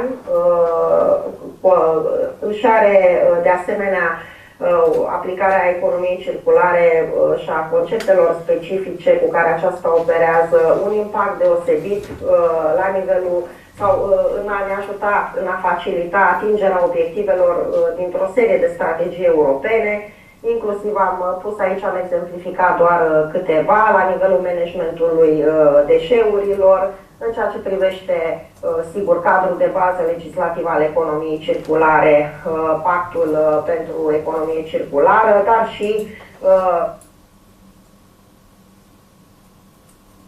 Green Deal-ului, impactului verde sau a neutraliza din punct de vedere climatic activitățile economice desfășurate la nivelul statelor membre din Europa. Ca noutăți, Comisia Europeană deja pregătește lansarea unui nou cadru legislativ și consultarea este deschisă în perioada 1 august 2025 până la 6 noiembrie 2025, având ca obiectiv principal acela de a accelera și mai mult decât s-a putut până în prezent tranziția către circularitate la nivelul activităților economice și nu numai la nivel european și a îmbunătăți competitivitatea la nivelul operatorilor agricoli, inclusiv cei din sectorul agricol, a spori reziliența sistemelor de producție, a reduce emisiile de carbon și a promova exploatarea sustenabilă a resurselor și are ca direcții cheie de acțiune viitoare aceea de a crea o piață unică pentru acele categorii de subproduse care rezultă în urma desfășurării activităților de producție de bază, cele pe care le știm la nivelul economiei tradiționale, iar stakeholderii implicați în diferite domenii de activitate, inclusiv din cel agricol, sunt invitați să spună opinia în cadrul acestui proces. Trecând de la partea aceasta de politici și cadru legislativ fixat atât la nivel global cât și european, dacă ne uităm în literatura de specialitate, vedem că, deși, pe de o parte, creșterea desfășurării număr cât mai mare a campaniilor de creștere a conștientizării fermierilor, de exemplu, dacă luăm ca drept de referință sectorul agricol, dar nu numai, în ceea ce privește importanța economiei circulare și a principiilor cu care aceasta operează. Pe de altă parte, progresul la nivelul factorilor tehnici și tehnologici, inovația își face simțită prezența din ce în ce mai mult, posibilitatea, capitalul financiar pe care actorii din diferite domenii de activitate îl dețin, și aici mă refer în special la nivelul sectorului agricol, rămâne o barieră și un criteriu care un considerent care ne trage oarecum în jos în a implementa și mai mult și mai eficient strategiile de economie circulară. Am găsit o serie de publicații de specialitate, nu am făcut o analiză bibliometrică, ci doar o retrospectivă a publicațiilor de specialitate, de asemenea și în cadrul cercetărilor pe care noi le-am desfășurat la nivel de institut, pe lângă reticența și percepția fermierilor oarecum împământenită din firea lor tradiționalistă, de care chiar am mai auzit că se vorbea și în ceea ce privește asocierea și așa mai departe, și reticența acestora de a încerca ceva nou, există și această componentă a banilor. Și atunci, cu toate că mecanismele de finanțare există și sunt din ce în ce mai multe, poate la nivel național lucrurile nu stau atât de bine față de celelalte țări europene cu care dacă ne facem o comparație. Vedem aici că există, luând ca referință intervalele de timp 2021-2027 sau 2021-2030, o serie de instrumente financiare pe care le pot accesa cei implicați pe lanțul de producție agroalimentar, atât la nivel național cât și la nivel european. Dintre acestea, sigur că lucrarea în extens o cuprinde mai multe segmente analizate, dar aș vrea să mă opresc și să vorbesc cu precădere despre clusterul 6 din cadrul programului Horizon, care este destinat economiei circulare, și observăm în funcție de interesul pe care actorii implicați în domeniu îl au în a-și dezvolta activitatea și a-și reintegra activitatea primară pe lanțul circular de valorificare, că cu pregătire din 91 de proiecte care au fost finanțate în cadrul acestui cluster la ultima competiție, cele mai multe dintre acestea sunt în domeniul pentru un mediu sănătos și a producerea de alimente, de hrană în sisteme de producții prietenoase în raport cu mediul. Dacă ne uităm la sumele care au fost alocate în cadrul acestor competiții, observăm că partea care s-a ocupat de guvernanță inovativă și digital solution in support of a Green Deal, soluțiile digitale trasate în direcția facilitării atingerii obiectivelor din cadrul planului verde, pactului verde european, sunt cu precădere cele mai valoroase dacă ar fi să cuantificăm din punct de vedere al sprijinului financiar, al nivelului sprijinului financiar. Un alt parteneriat care a fost înființat pentru a susține accesarea fondurilor din cadrul programului Horizon și clusterului 6 este acest Circular Bio-Based Europe, o platformă care a fost menită să susțină oarecum acordarea fondurilor în cadrul pilonului 2 din clusterul 6 și dacă facem o simplă interogare a bazei de date, observăm că România a fost implicată în 11 consorții de-a lungul timpului în cadrul acestor tipuri de proiecte finanțate deja, din care 4 sunt în curs de desfășurare și a fost coordonator în cazul unui singur proiect finanțat cu acest mecanism de finanțare. Dacă ne uităm la celelalte țări, din punct de vedere al numărului total de proiecte, observăm cu precădere că numărul cel mai mare este atins în țări precum Germania, Spania, Italia sau Olanda și putem observa de altfel că sunt țările care dețin în general un sector agricol eficient. Și probabil că sunt numărul superior al proiectelor accesate și finanțate sau în curs de desfășurare, pentru că am făcut o centralizare și a numărului proiectelor care se află în curs de desfășurare. Observăm că aici Spania, Italia și Germania reprezintă țările cu cele mai mari proiecte de acest tip în curs de desfășurare. Probabil că la nivelul acestora există un nivel de conștientizare mai mare al faptului că, sigur, a fi sustenabil până la urmă de desfășura activitatea cu un caracter sustenabil și eficient, poate fi privit din două perspective. Al factorului de decizie, pentru factorul de decizie, activitatea este sustenabilă dacă are un impact minim sau se resimte în urma valorificării principiilor de economie circulară scăderea impactului asupra mediului. La nivelul fermierului, de obicei, are legătură cu ce avantaje financiare poate să-mi aducă implementarea acestor tehnologii circulare. Noi ceea ce trebuie într-adevăr, pe termen scurt, este posibil chiar să nu atingi pragul de profitabilitate. Problema este că dacă se fac anumite simulări și oarecum ar trebui poate explicat mai bine la nivelul grupului țintă, că pentru a asigura sustenabilitatea în timp, practic aplicarea unor strategii de economie circulară nu ar mai ține neapărat de oferirea unui avantaj competitiv pe piața pe care acesta activează, ci va fi un criteriu oarecum obligatoriu, pentru că doar așa, respectând și conservând resursele mediului și cadrul natural, care este cu atât mai important în sectorul agricol, putem să ne asigurăm sustenabilitatea activității de bază. Cine poate accesa aceste tipuri de fonduri?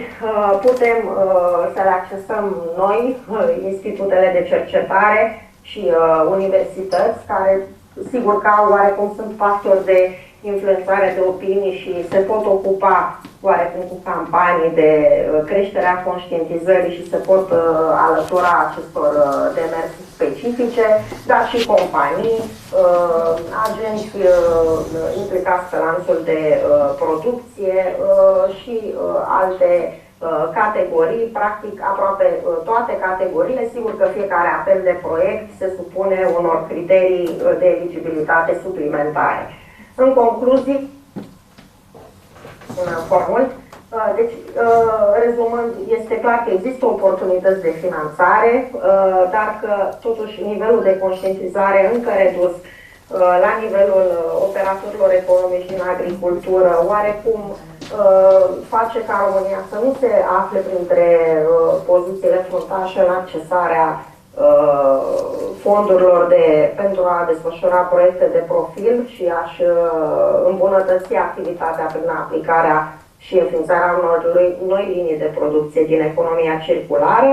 Aici, cu atât mai mult înseamnă că creșterea numărului de campanii, de relații publice privind conștientizarea importanței celor menționate își are rostul și mai ales a insista asupra beneficiilor pe care implementarea unei noi linii de tehnologie de producție la nivelul afacerii operatorului economic o poate avea asupra veniturilor lui în timp, în a-și conserva resursele, în a-și îmbunătăți veniturile prin categoria secundară de producție pe care acesta o va obține și de a economisi chiar cheltuielile de producție la nivelul procesului tradițional de bază pe care acesta îl desfășoară, prin înlocuirea cu aceste categorii de subproduse obținute prin aplicarea tehnologiilor specifice.